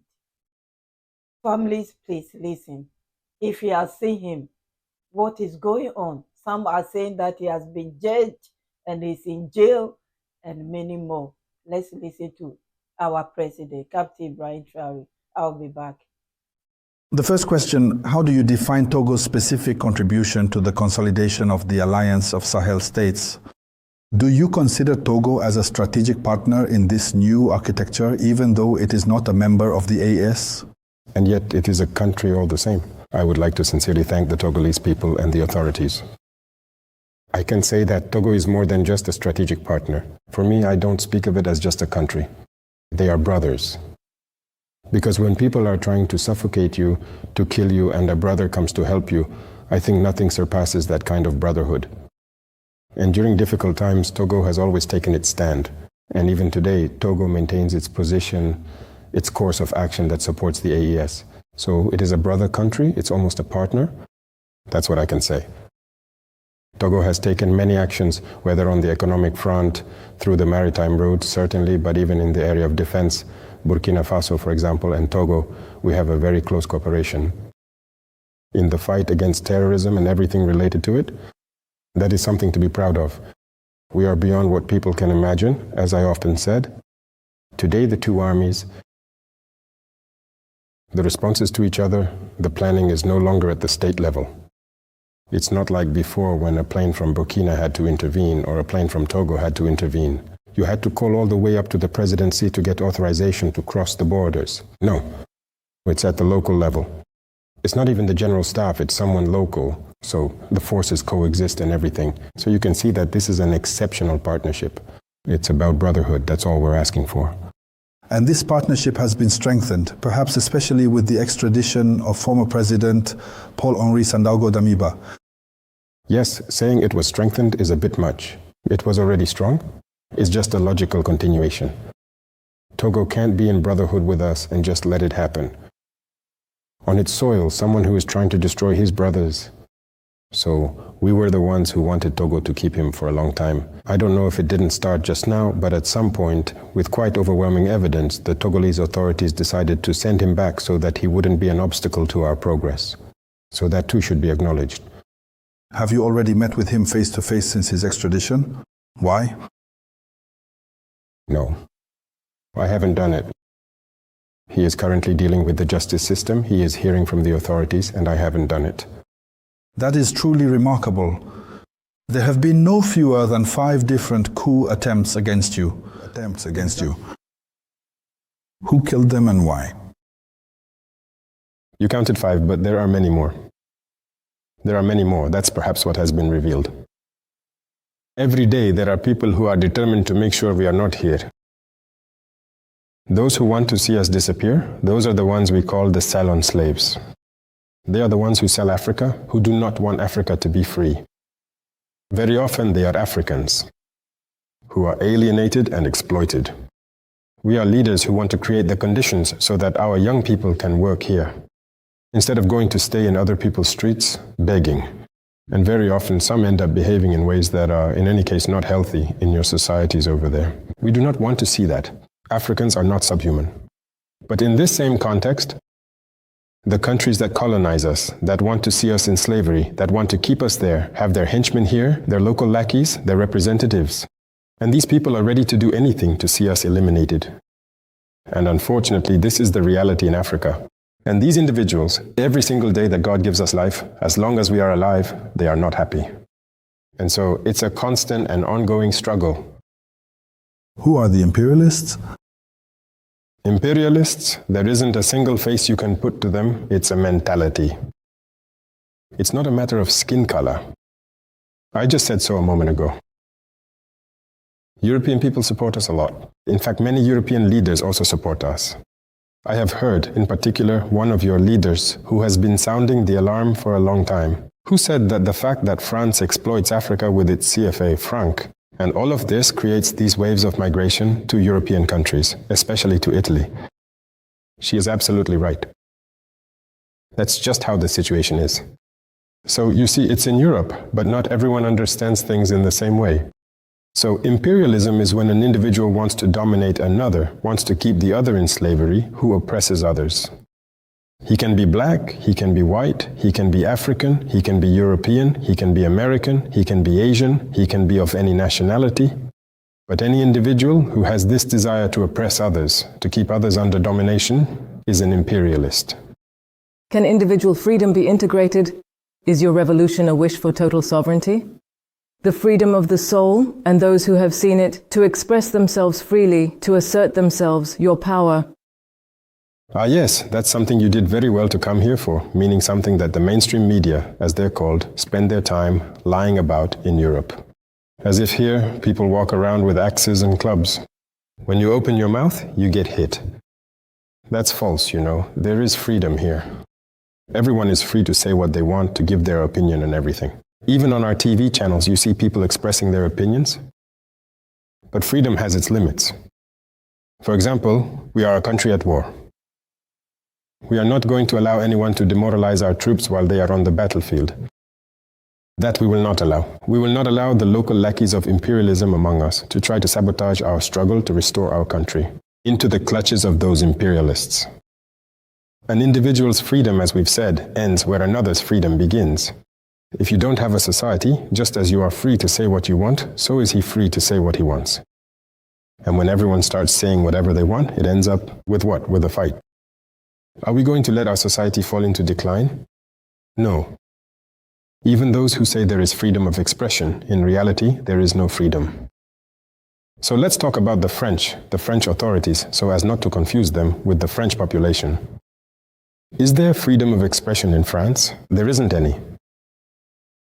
If you don't align yourself with the authorities' ideology, you get kicked off TV shows. There are journalists who get kicked out, or we've seen Alain Foucault, recently Claudicia, who were kicked out of RFI. Aren't they journalists? They've spent decades working in radio. Why are they being kicked out? Because of their opinions. So there's not even freedom of expression over there. Look at the war that's happening today. Are you crazy as a journalist? Go try to do a certain kind of report, it will never get aired. When the Russia-Ukraine war started, a lot of Russian media outlets were banned in France. Is that freedom of expression? No. Every freedom has its limits. When the farmers, the yellow vests, and others took to the streets, they were beaten up. They wanted to express their opinion, to tell the state, we need certain policies so that we too can make a living.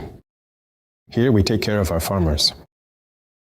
No, our farmers have never protested when they were beaten up. We take care of them. We do everything we can so they can farm peacefully and give their best. But elsewhere, that's not the case. But it's those countries that stand on platforms claiming to be lands of freedom. That's not true. They're all dictators. Their freedom is only in relation to Africa. So we need to put freedom into perspective. Here, we are freer than they are. Much freer. Thank you so much, families, for listening and watching up to this stage. Kindly like the video before you go. I appreciate your time a lot. Let other people know what is going on so they can join us in this live premiere that you are listening and watching. Anyway, families, Benin, Cote d'Ivoire. Cote d'Ivoire is Ivory Coast, yes. What is going on between them? What happened before and what continued to happen? Our president of Niger, General Abdurrahmane Tiani, told us a lot about what is going on. And recently, I shared a video, a training that took place, not knowing one of the military leaders, officers, said something. Families, please listen, and I'll be back. So, regarding the destabilization attempts you mentioned earlier, it's often said that the hands of certain neighboring countries are behind them. To call a spade a spade, a spade, Benin, Cote d'Ivoire. Have relations evolved with these neighboring countries? Are you ready for a de-escalation, and under what conditions, Comrade President? That doesn't depend on us. They're the ones who started the hostility. Let me remind you of something. When we arrived, we didn't have any problems with anyone. We communicated with everyone, we interacted with everyone, and so on. But one day, for example, I was sitting. The Minister of Defense tells me that the Ivorians have sent a note to withdraw all their students from our schools. The Academy, the PMK, the NSOE. I said, but what is it about? And then they withdraw all their officer and non-commissioned officer students and everyone else. No explanation. He says, but prepare for reciprocity to bring our children back because we don't know what they have in mind and why they're doing this. That was the starting point, the first action taken by the Ivorians. We also brought our students back, and it wasn't just the students we didn't leave behind. And little by little, we started to experience acts of hostility towards us. No problem. We take Benin or another country, for example. We didn't provoke anyone. But we all saw when, once again, they tried to bring a war into our region. But who was at the forefront? President Ouattara announced that he would send a battalion, he had prepared everything and so on. We are still waiting for his battalion. President Bina said that force is needed, they will use force, they will go to war. We are waiting. We are ready to go to war too. There can be no de-escalation as long as mindsets remain like this. Whoever is looking for trouble will find it. So we are not the ones who started this. If people aren't smart enough and still let the imperialists come and tell them, kill each other, black brothers, then let it happen. If that's the solution to achieve independence, we are ready. But no one is going to enslave us again. We are ready for that. We are fighting. We are already fighting because terrorism is a manifestation of imperialism. So don't talk about de-escalation as long as the mentality hasn't changed. There are people who, every month or every 2 months, have to rush off to Paris, get their orders, and come back to implement them. They are not free. They are not free. We, on the other hand, no one tells us what to do. We govern according to our people, according to the needs of our people. Our people need water. We do everything we can to provide water. They need to be self-sufficient and have enough to eat. We do everything for that. They need security. We fight for the sake of security. They need roads, development. That's what we are fighting to achieve.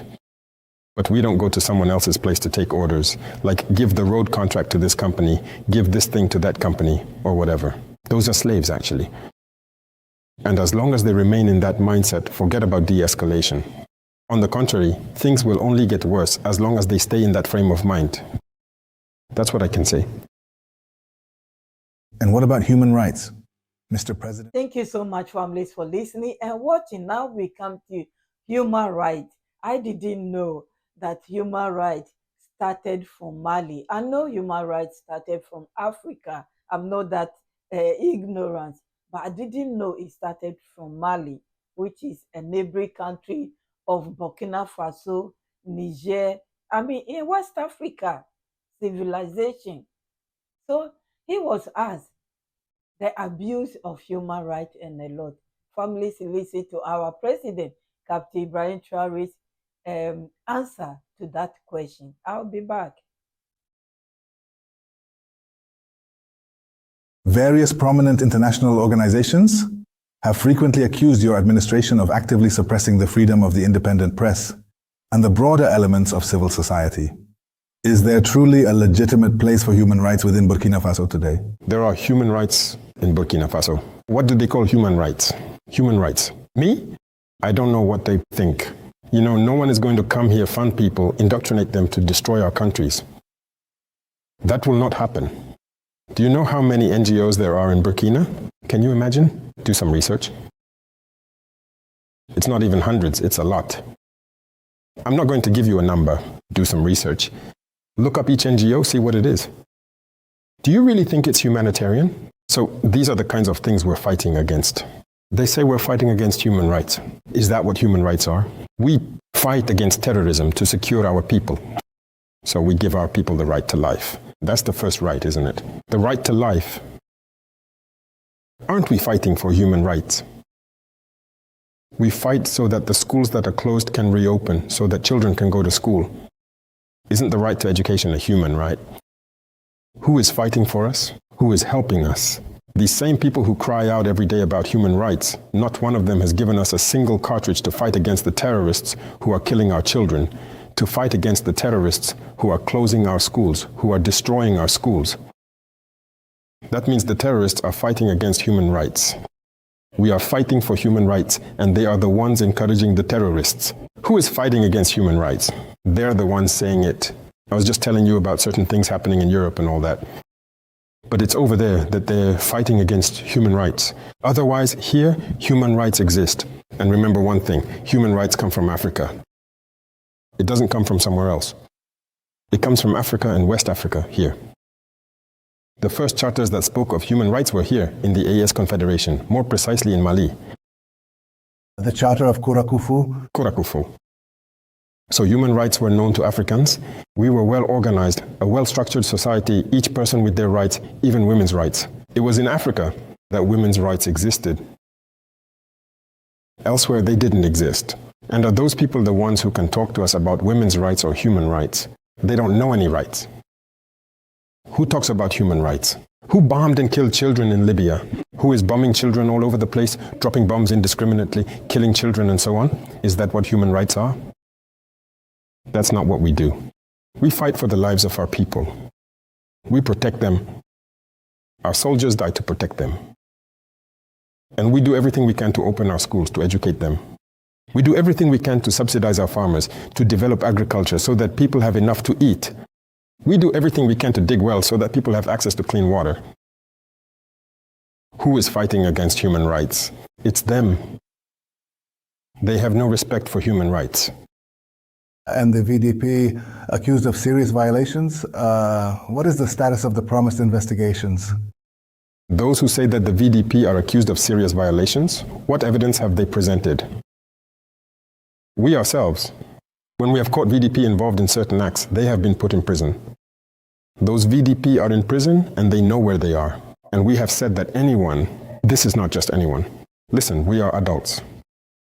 We are adults. No one should see us as subhuman. We know what we are doing. And it's this mentality that is also dangerous, because often some leaders in the West and so on see Africans as subhuman. And so they come here as if they're coming to teach us things. I told you that the right to life, it's us who teach that to the rest of the world. No one teaches us that. So it's true that there have been a few small problems with some VDPs. Some of them have made mistakes or other things. They are in prison. We have no qualms about that. Now, all those things they're saying, what proof do they have? Nothing. It's us. When people accuse us, we conduct investigations. And very often we end up finding what we call treachery. The terrorists, they come, they carry out massacres in certain places, often wearing our uniforms. Sometimes people even say it's the army. And then they leave. They came dressed in army uniforms. Yes, but it wasn't us. They put on our flags, all our insignia, and then they come and do these things. And the terrorists publish videos of this. But why don't people see that? The terrorists post videos on social media where they're wearing our uniforms, our gear, and everything. They go out and carry out actions. And then afterwards, they film these people to claim that they are armed forces. They know very well, because it's them who go over there themselves. How did they manage to get a channel with the terrorists to get images? How do they do it? There are even people who have the nerve to tell us that they filmed. I remember once an NGO who, by satellite image, claimed they saw Malians committing abuses. They aren't even ashamed. They don't even have the sense to realize that what they're saying is wrong. Why do I say they lack intelligence? It's because they see black people as less than human. Otherwise, if you have the ability to use satellites to see forces committing abuses, but you don't have the ability to use satellites to see the terrorists, then you're insulting us. Here, our entire struggle is for the survival and security of our people. And we live well. We live well. We are in good harmony. Otherwise, well, we wouldn't be able to go wherever we want. And that's it, we wouldn't be able to act. You can travel around Burkina. You can go anywhere you want. You'll see what's changing in Burkina, what the people appreciate about our revolution and everything. And it will do you a lot of good to... Following a tripartite meeting recently held in Cotonou between the chiefs of staff of the armed forces of Côte d'Ivoire, France, and Benin, one of the officers, namely the Chief of Staff of France, stated that since you took power, the security situation has greatly deteriorated. One could even say it's catastrophic. What is your response to this officer, Mr. President? He's French, isn't he? He should mind his own business. We are Burkinabe. It's none of his concern. They need to understand that. All I'm saying is when someone talks about our countries, it's an insult to us. It means they see us as less than human. What business is it of theirs? The situation has deteriorated, but that's between us, Burkinabe. Is it any of their concern? Not at all. They should mind their own business. And they should stay in their own country. Why do they have to stick their nose into Burkina's affairs? Oh, but they still have the power of colonization. Let them say it out loud that they are the colonial masters and we are the slaves. That's why they interfere. Otherwise, why are they talking about Burkina? What business is it of theirs? They were here. I looked for them. They left here in 2023. They were here. When they left here, Mbobo and Ouagadougou were cut off. We couldn't even get up in Ouagadougou anymore. Both capitals were heading over there. The terrorists were here. Kumbia, Korokwa, everything was under attack. Koudougou, People fled all the way to the outskirts of Kudugu, 5 kilometers. Everything was surrounded.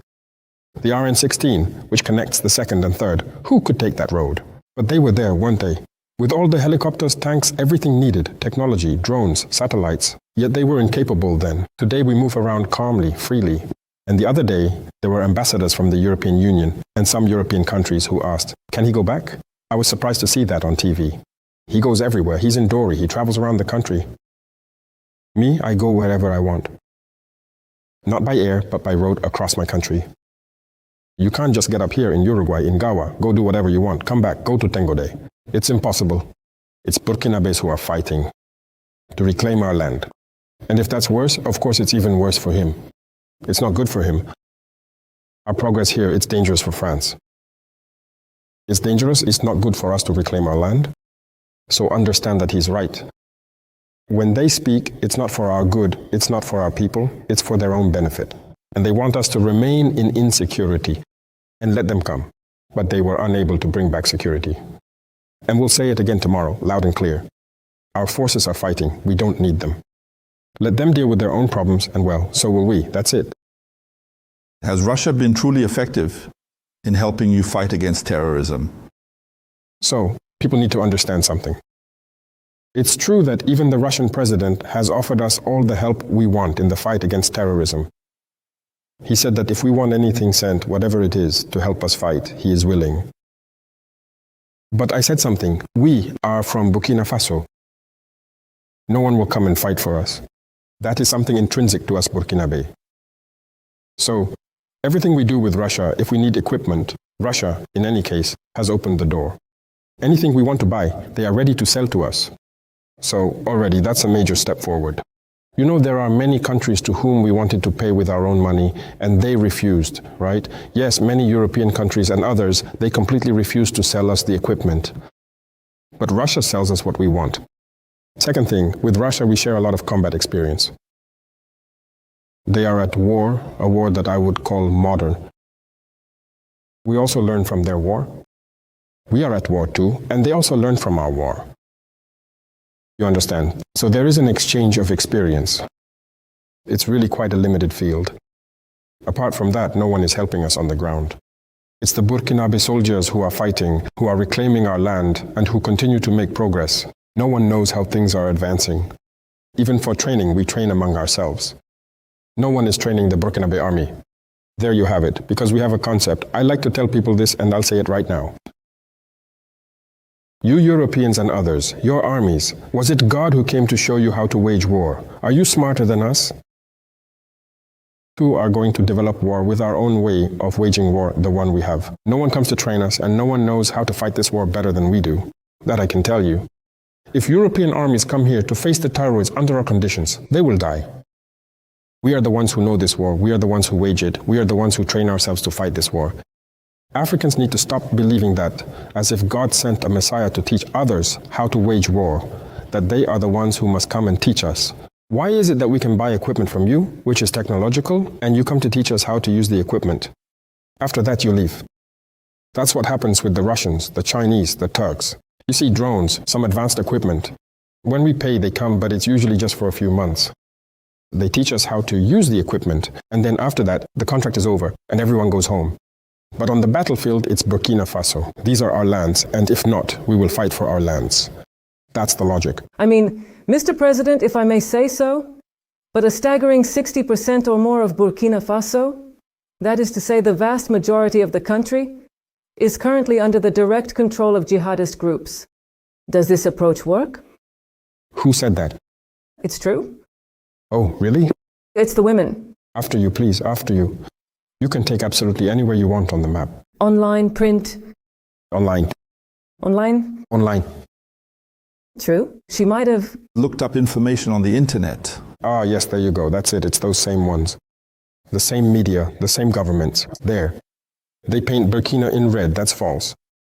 But me, I'm the head of state. Or just now we were discussing assassination attempts and all that. It was a city. There are just a few cities I haven't visited yet. I go everywhere. And everyone goes everywhere.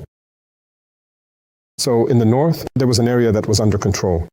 I just said, the forces are up to Petekolu today. In the east, at the border with Benin, our forces took Nadiagu 1 or 2 weeks ago. Right now, they are in Ponyo next to your place. That's where we can't go. It's a lie, they're lying. It's all completely false.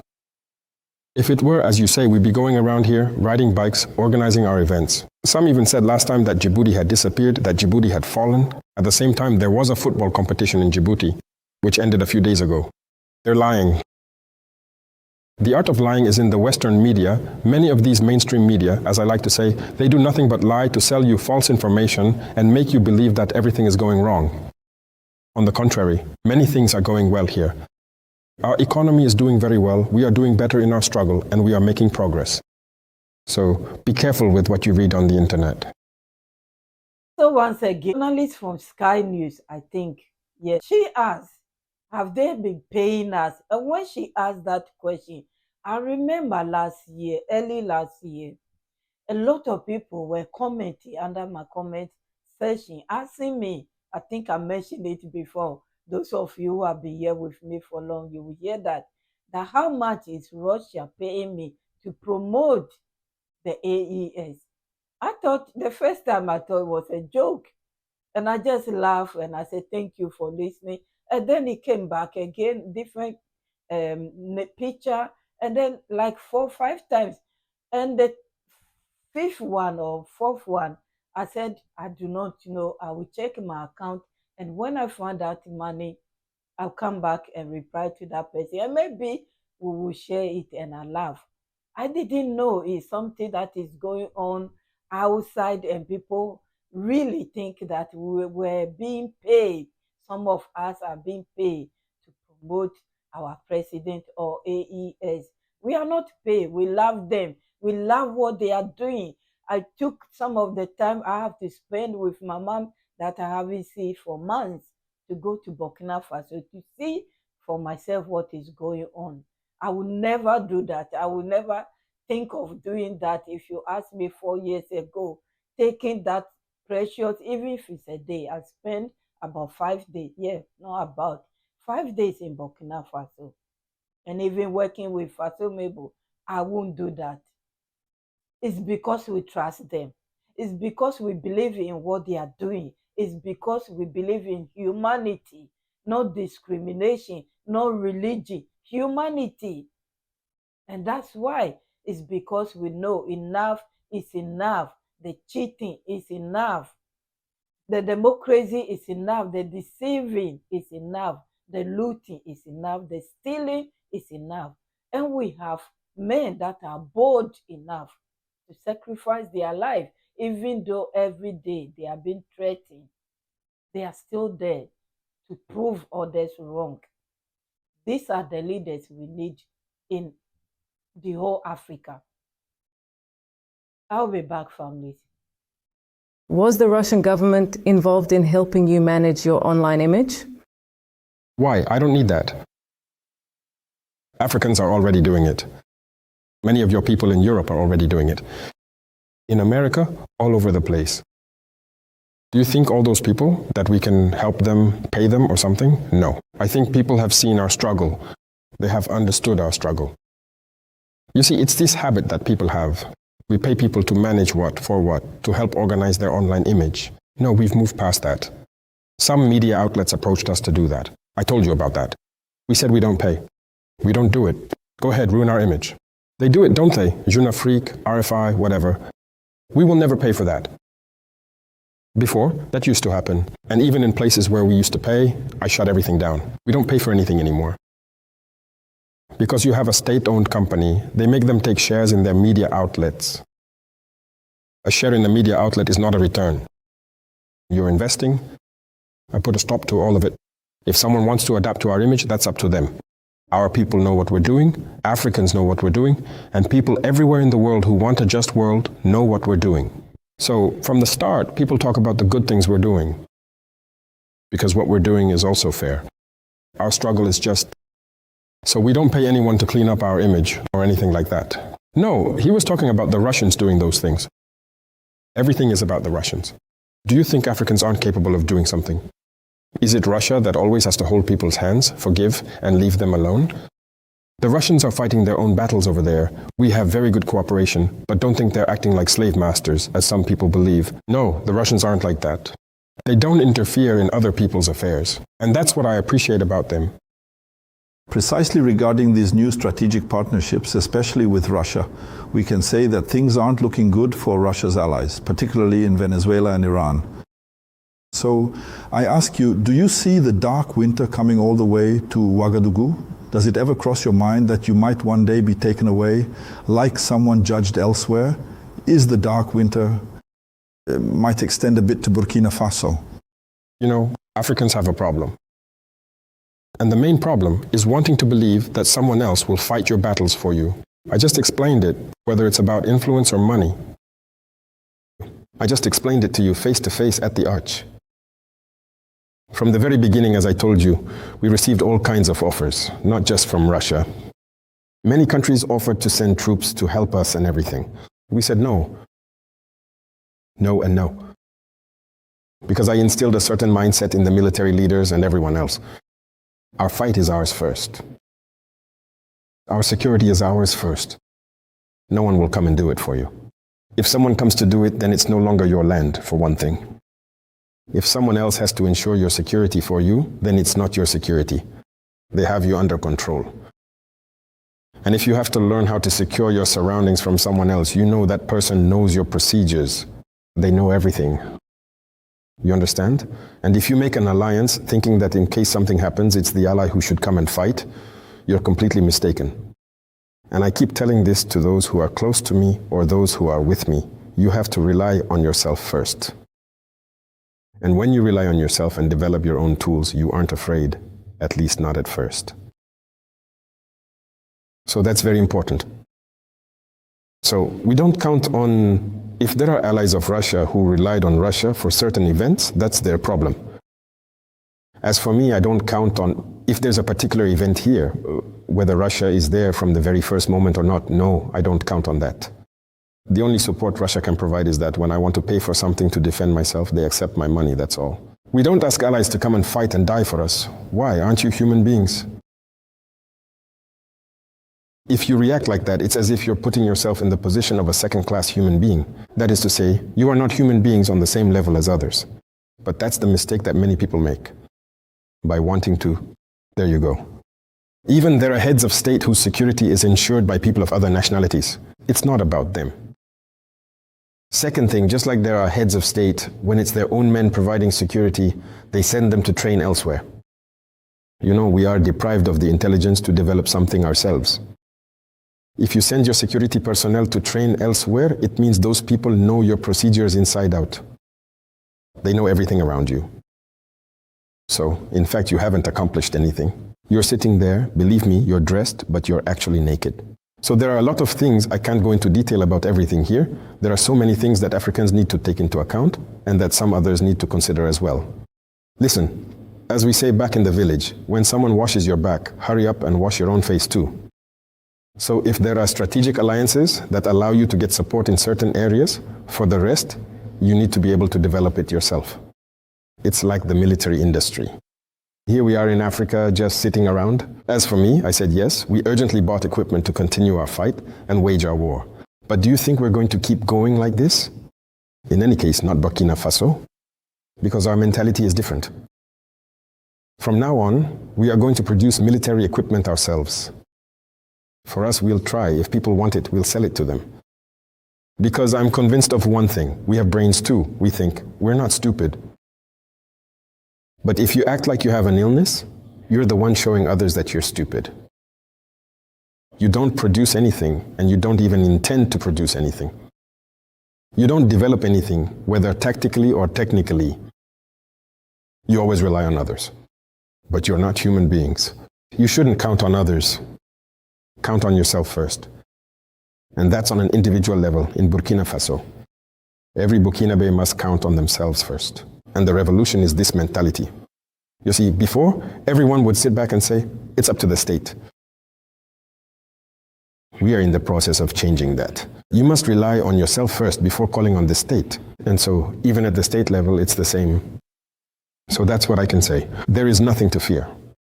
We have a system that we have gradually developed to perfection, but no one comes to show us anything, to teach us anything. As long as God has given us a brain, we use our brains to think for ourselves.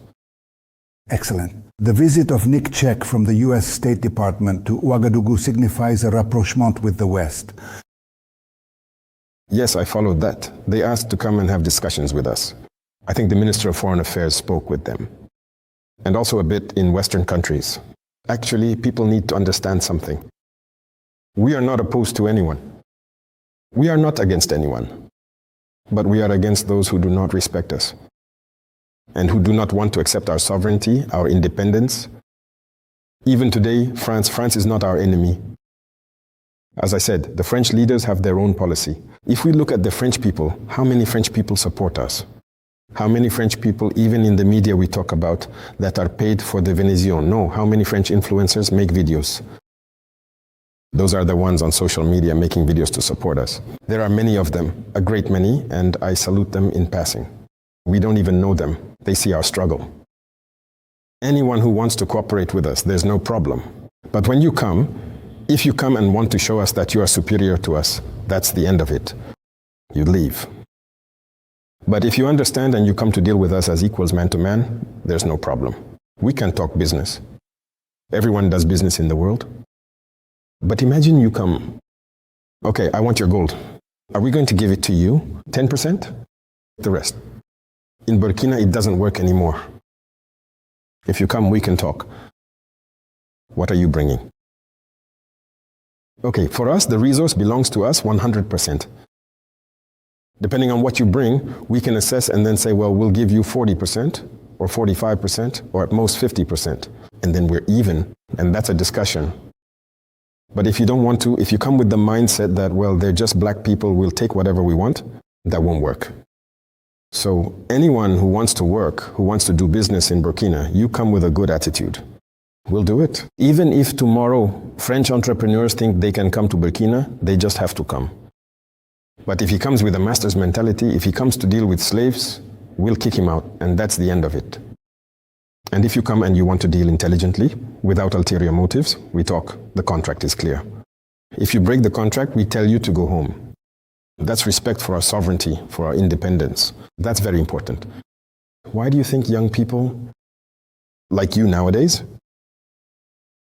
Why do I think young people like me nowadays? I don't know. I can't judge that.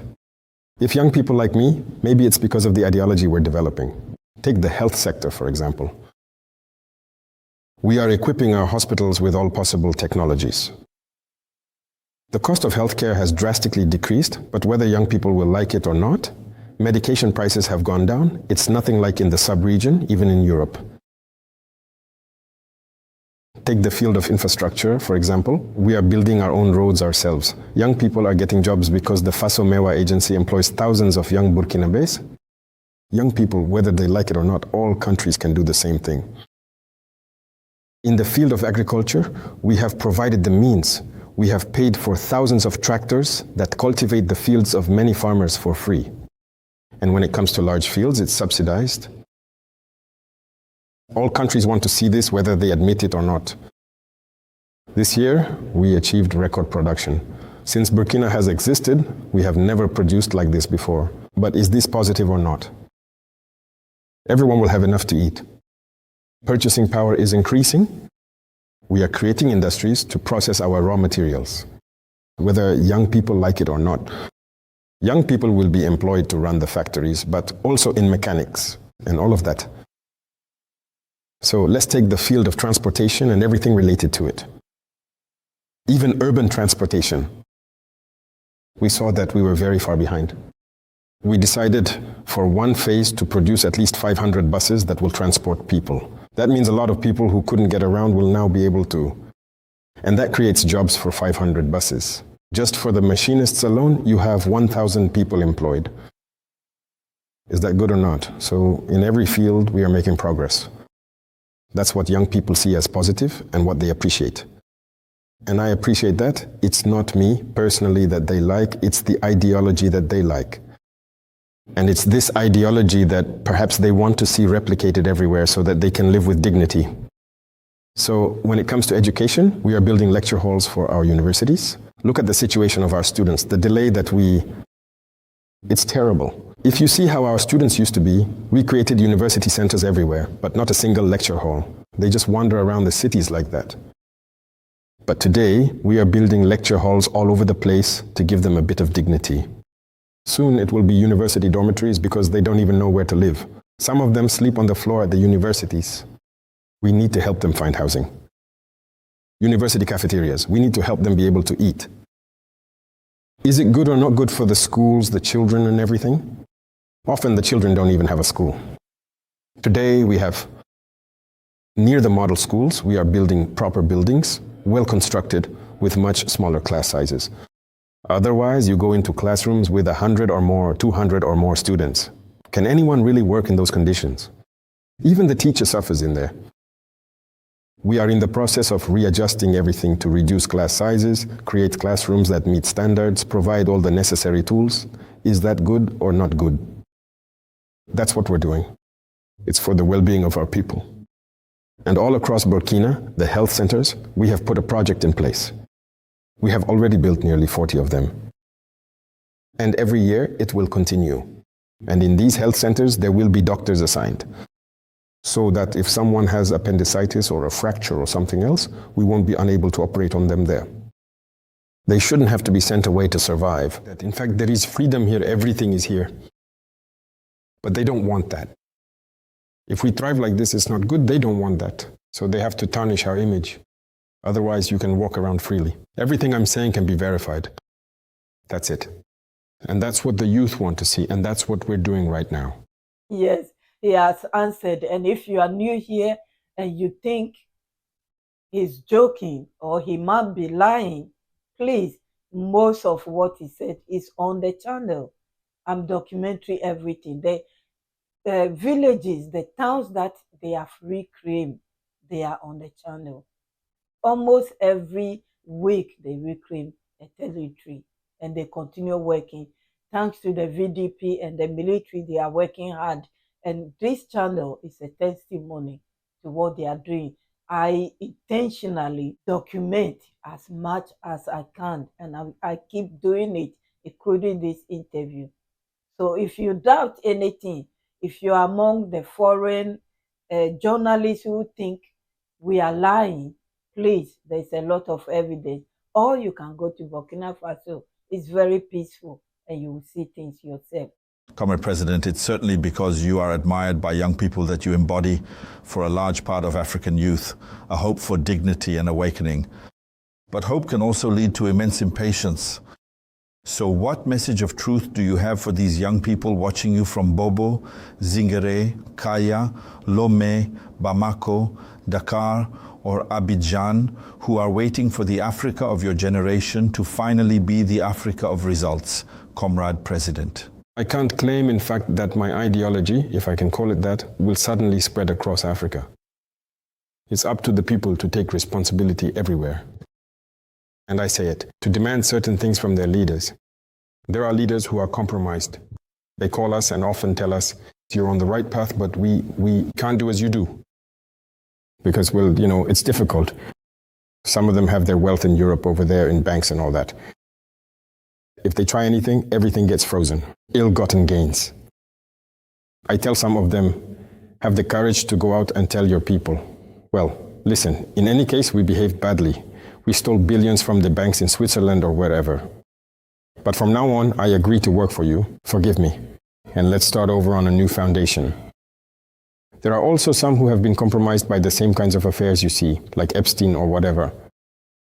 Every time they go to Europe, they're put up in hotels, they're filmed in compromising situations, and that's how they're controlled. You do this or else we'll release it. A scandal against you. Have the courage to tell your people, in any case, I messed up, but forgive me, it was a whole mess. And then, well, let's start over on a new foundation. If not, then let the youth wake up and demand, what we're doing here isn't extraordinary, but they can also demand this from their leaders. Burkina Faso isn't the richest country, but what is it, really? When we look at road infrastructure, which country in Africa has it? Especially here in West Africa, which country has good road infrastructure, a fairly dense network? We don't have that. We always need to build a road, for example, which is fundamental. When people go to Europe, every city, every street is paved. We're happy, we stroll around, we take selfies in the streets in Europe, in the United States, and so on. We can't do that here. Everyone sees that we're acquiring a lot of machines to do it ourselves. And people know that in the near future, we're going to make a big leap forward. Because if we keep relying on the markets, bringing in companies, we can't do it. So we pay for our machines, we trust our youth, we put them to work. But every country can do it. Why don't they do it? So young people need to find a way to approach, first of all, their leaders in a very peaceful manner and tell them, here, this is what we want. We need to be given work with concrete solutions and push them to make it happen. If they don't do it, we need to find a way to put pressure on them to make it happen. Now, if the leader is unable to do it and is chained down by those around him, he should have the courage to say so and then resign. Otherwise, I can't. How should I put it? By some magic, make things change. Young people are impatient, that's true. When I look at Burkina, everyone wants, for example, when I look at the brigades we're setting up to build roads. We started with Ouaga and Bobo, then Koudougou, Tenkodogo, Kaya. But the others need to be patient. It's coming. Everyone will have their brigade, everyone will have their roads. But I can't just do it with a snap of my fingers. So first there is patience and there is a method. A lot of people want to see everything at once, all in one go, but that's impossible. We're coming from very far behind. I like to tell people, our countries are still in the 1800s. We have to accept that. We need to give ourselves a new vision and get things moving with a bit of patience. So for the youth of the sub-region, it's about finding the right approach, in any case, about building a bridge with the leaders, getting them to do what they want. And that's it, there are a lot of things. What we do, for example, when we nationalize certain industrial units and so on, people don't understand. That also takes courage. Even in Burkina, there are people who didn't know that certain industrial units existed. Some people didn't know that they didn't belong to Burkina. It was only when we started gradually taking back control that even intellectuals realized that this unit didn't actually belong to Burkina. Yet it doesn't belong to us. It's up to the youth to demand that the state take back its responsibilities. We are the ones who grow the cotton, but it's others who set the price of cotton. Because even our companies that manage cotton and everything else didn't belong to us. And today we are building large industrial units so that from raw cotton all the way to the finished product, it's us. Everyone can do it. So no one will come and set the price of cotton for us because we process it ourselves. Instead of selling cotton, we will sell thread, if you like. Or else we sell fabric, if you prefer. Cotton is used in care products everywhere, like compressors. We pay for everything at retail price, but it's our cotton. Africa can do it. There are some who are the top producers of cocoa, but they are not the ones who set the price of cocoa. Africa must wake up, and Africa must seek knowledge and awaken. And seeking knowledge means striving to learn many things about our lives, our identity, and leaving ignorance behind. And it is only at this price that we will become ourselves again and develop. And now people will also see us as human beings. Otherwise, for now, I regret to say it, there are African states whose way of doing things and everything else means we cannot be respected. It's not possible. So that's a bit of what I can say to the youth, whether Burkinabe or African. We need to wake up. It's possible. It's possible. Let's believe in ourselves. It's possible. Everyone has a brain. Everyone can do more than what you are currently doing. You are a journalist. If you really tap into your mind, you could be a mechanical engineer maybe, or you could be an electrical engineer. I am convinced of one thing. God has given everyone the ability, and you can't be limited to just one thing. We can do many things. And that's what I'm trying to encourage among young people. I meet a lot of young people, and I encourage them to develop many things. It's possible. We've been lulled to sleep. Look at social media.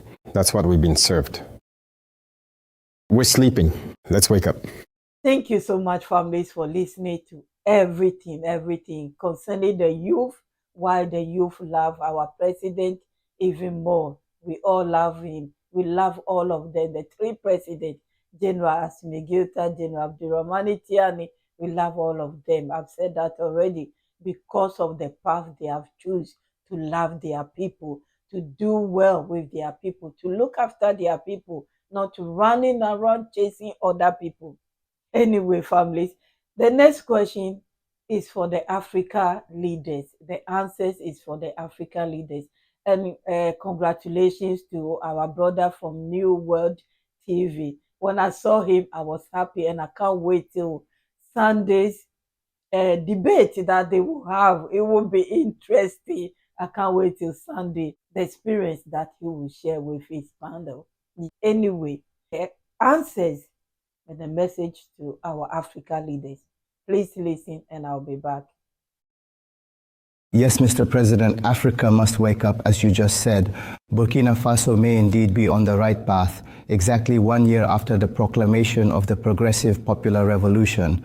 So looking forward, what specific and inspiring message do you have for the young generation we've just discussed? And indeed, for the entire Burkinabe people as a whole throughout the nation? So I'd like to come back to a few words again. Africans need to stop deceiving themselves. The democracy as it has been presented to us does not bring development. That's not true. All peoples have gone through a revolution before reaching democracy.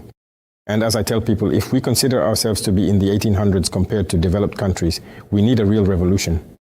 A revolution in behavior, that is in mindset, an industrial revolution, a revolution in all sectors to try to create and become ourselves, to catch up with this delay. Otherwise, the democracy that people praise to us, you see, many of our intellectuals who have gone to school, democracy, they don't even know what it is. The same people who shout about it at the very same moment, if you catch them and say to them, okay, democracy, children are being killed. Democracy, bombs are being dropped, women are being killed, killing, destroying hospitals, killing civilian populations. Is that what democracy is? They act as if they don't see that. At that point, their eyes are closed. Young Africans need to understand that this is false. This notion of democracy is false. It's just a stick that people hold and use against Africans and certain peoples. That's all.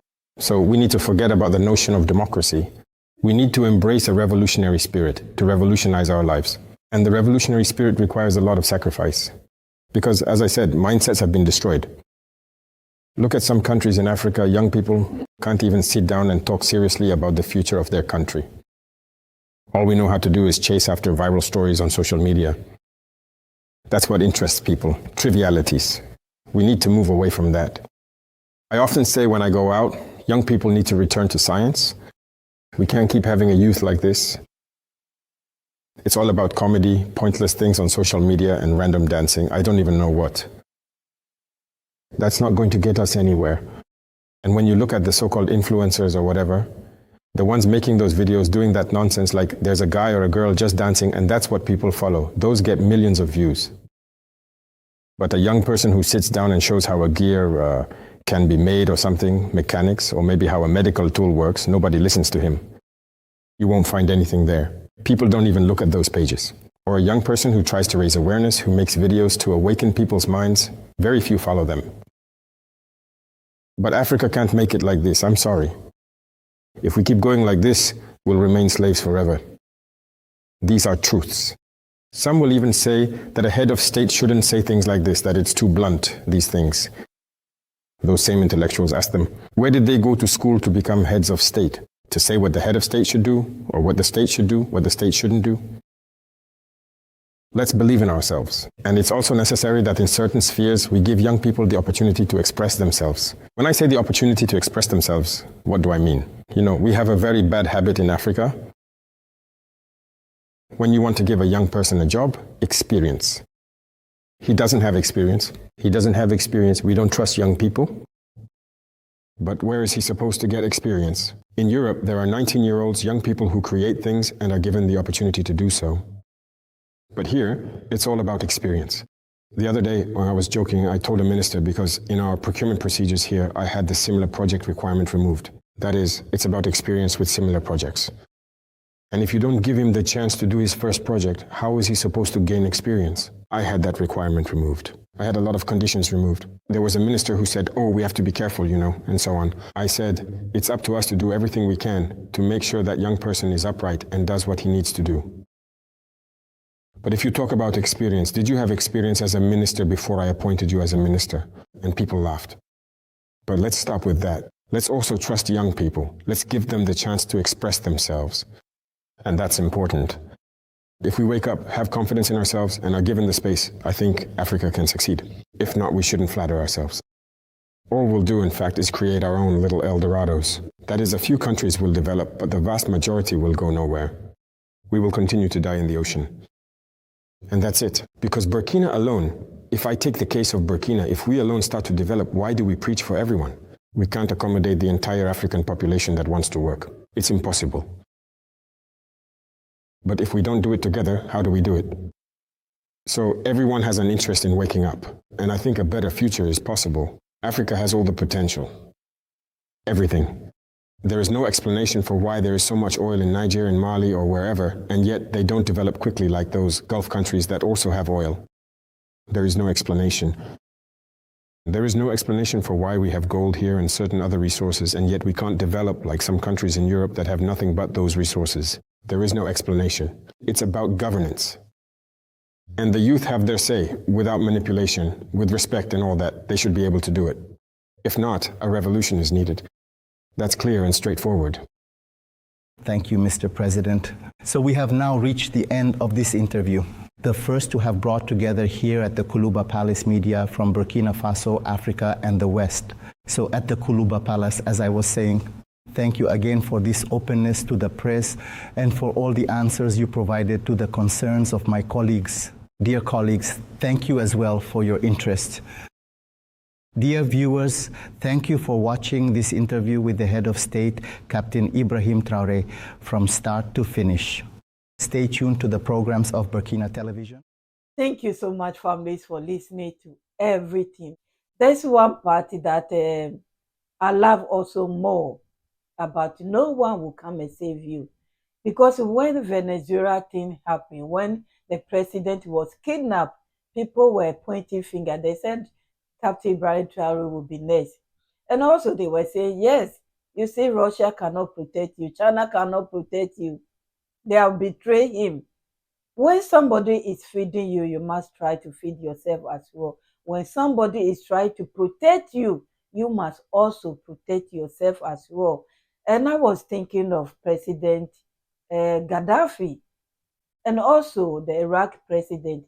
They were saying he was deleting his own people. Well, when somebody wants to do the unthinkable to you and you get your hands on them first, will you be smiling with them?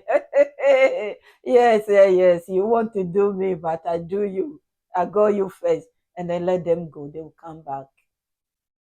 Venezuela is a lesson to a lot of leaders in the world, and also individuals. There are people that are close or closer to you. You should be careful. We should not point finger at Russia or China or any other person. He trusted his closest people too much, and that was what happened. Many leaders, that is their downfall. They trusted the people around them too much. So we should all be vigilant. We should all be careful that no one will come to save us when the time comes. They are fighting their own fight, and they will continue to fight. I like that they don't want anyone to train them. And also the person who is protecting you. Well, know your secret. Know your nakedness. Know everything about you. I was sad when I heard that, even though we know it already. What my country, Ghana, is doing. Yes, I have a lot of countries. What they are doing, we just bringing a lot of foreigners in to protect us from whom? From themselves. That's always the question I ask. Protect them or protect us from what? From who? It doesn't make sense. And it's not free. It's not free. They will bring those cars, but it's not free because what they will get in return is more. Across a lot of countries, what I've noticed is America bases is in each and every country. Which country do we have Africa base in? That is not Africa. I don't know. I haven't seen one. And they have right to do anything. They have right to even, oh yes, words are coming to my mind, but I can't use it. To do the unthinkable. They are free to do whatever they want. Why do Africans believe that somebody can help them, can protect them? There's no Father Christmas anywhere that can protect and save you. The same people who enslave our ancestors, you are calling them to come and protect you. From who? Those who have been stealing your resources, those who have been stealing your artifacts and refuse to return it, those who have refused to even help you when you seek for help. They are there to protect you. Just because you allow yourself. And when our president talk about they have been compromised, I will put a picture, a channel that I thank God that when I heard that, I researched them again. They do not upload any video for 5 years. But when I checked last night, they started again. That will open your mind to a lot of things. You will question everything in your life. Everything you see, you will question it. If you have time, check that channel. International Tribunal for Natural Justice. People go there to give their testimony of what people, some others do not want to hear. I don't know how to explain it. Our president, thank you so much, President Captain Ibrahim Traore. Thank you so much for your time, for doing what you are doing, for looking after your people and not listening or bow down for those who have been scaring you to do what they want you to do. So thank you. Thank you for your time. Thank you for everything. May God give you long life. May God continue to enlighten you. May God continue to strengthen you. May God continue to protect you from your enemies. And above all, may they not see your eyes or your face. Anyone that think bad of you, may they not see you. There's a culture event coming on this month. I know you'll be busy, others will be busy. Please, our president, take care of yourself. Take care of yourself. And God will continue to protect you. And each and every one that is going to this event, may God take you there safely, enjoy yourself, and come back safely by the grace of God. Amen. Yeah. Thank you so much. God bless you all. My members, thank you. If you are new here, thank you so much. I'm grateful for your time. Please kindly share the video, like it before you go. Subscribe to join us. What I do here is I translate the videos of the AES, the local news, because I'm documenting everything that is going on so we can look back in future. We are making history here. That's what we are making. Your comments will be there. Somebody will be reading it in 6 years, 10 years, 20 years time. By the grace of God, they will learn something from you. So don't go with your comments. What you have learned, leave comments for us. God bless you all. My VIPs, my key secrets, thank you. My returning family, thank you so much. Thank you. I will leave you here. The video is long already. So have a wonderful Easter. Have a wonderful holidays. And God bless you. Enjoy your time with your family. God bless you all. Credit to our TV News, Faso 7. Credit to them all. And also the panelists. Bye-bye for now. We shine with our hearts, with our own time. From the dust, new strength is born. Our tomorrow bright as dawn. Africa, Africa, Africa, Africa rising. Oh, Africa, Africa, Africa, Africa, Africa rising. There, laughter echoes in the markets wide. Stories shared side by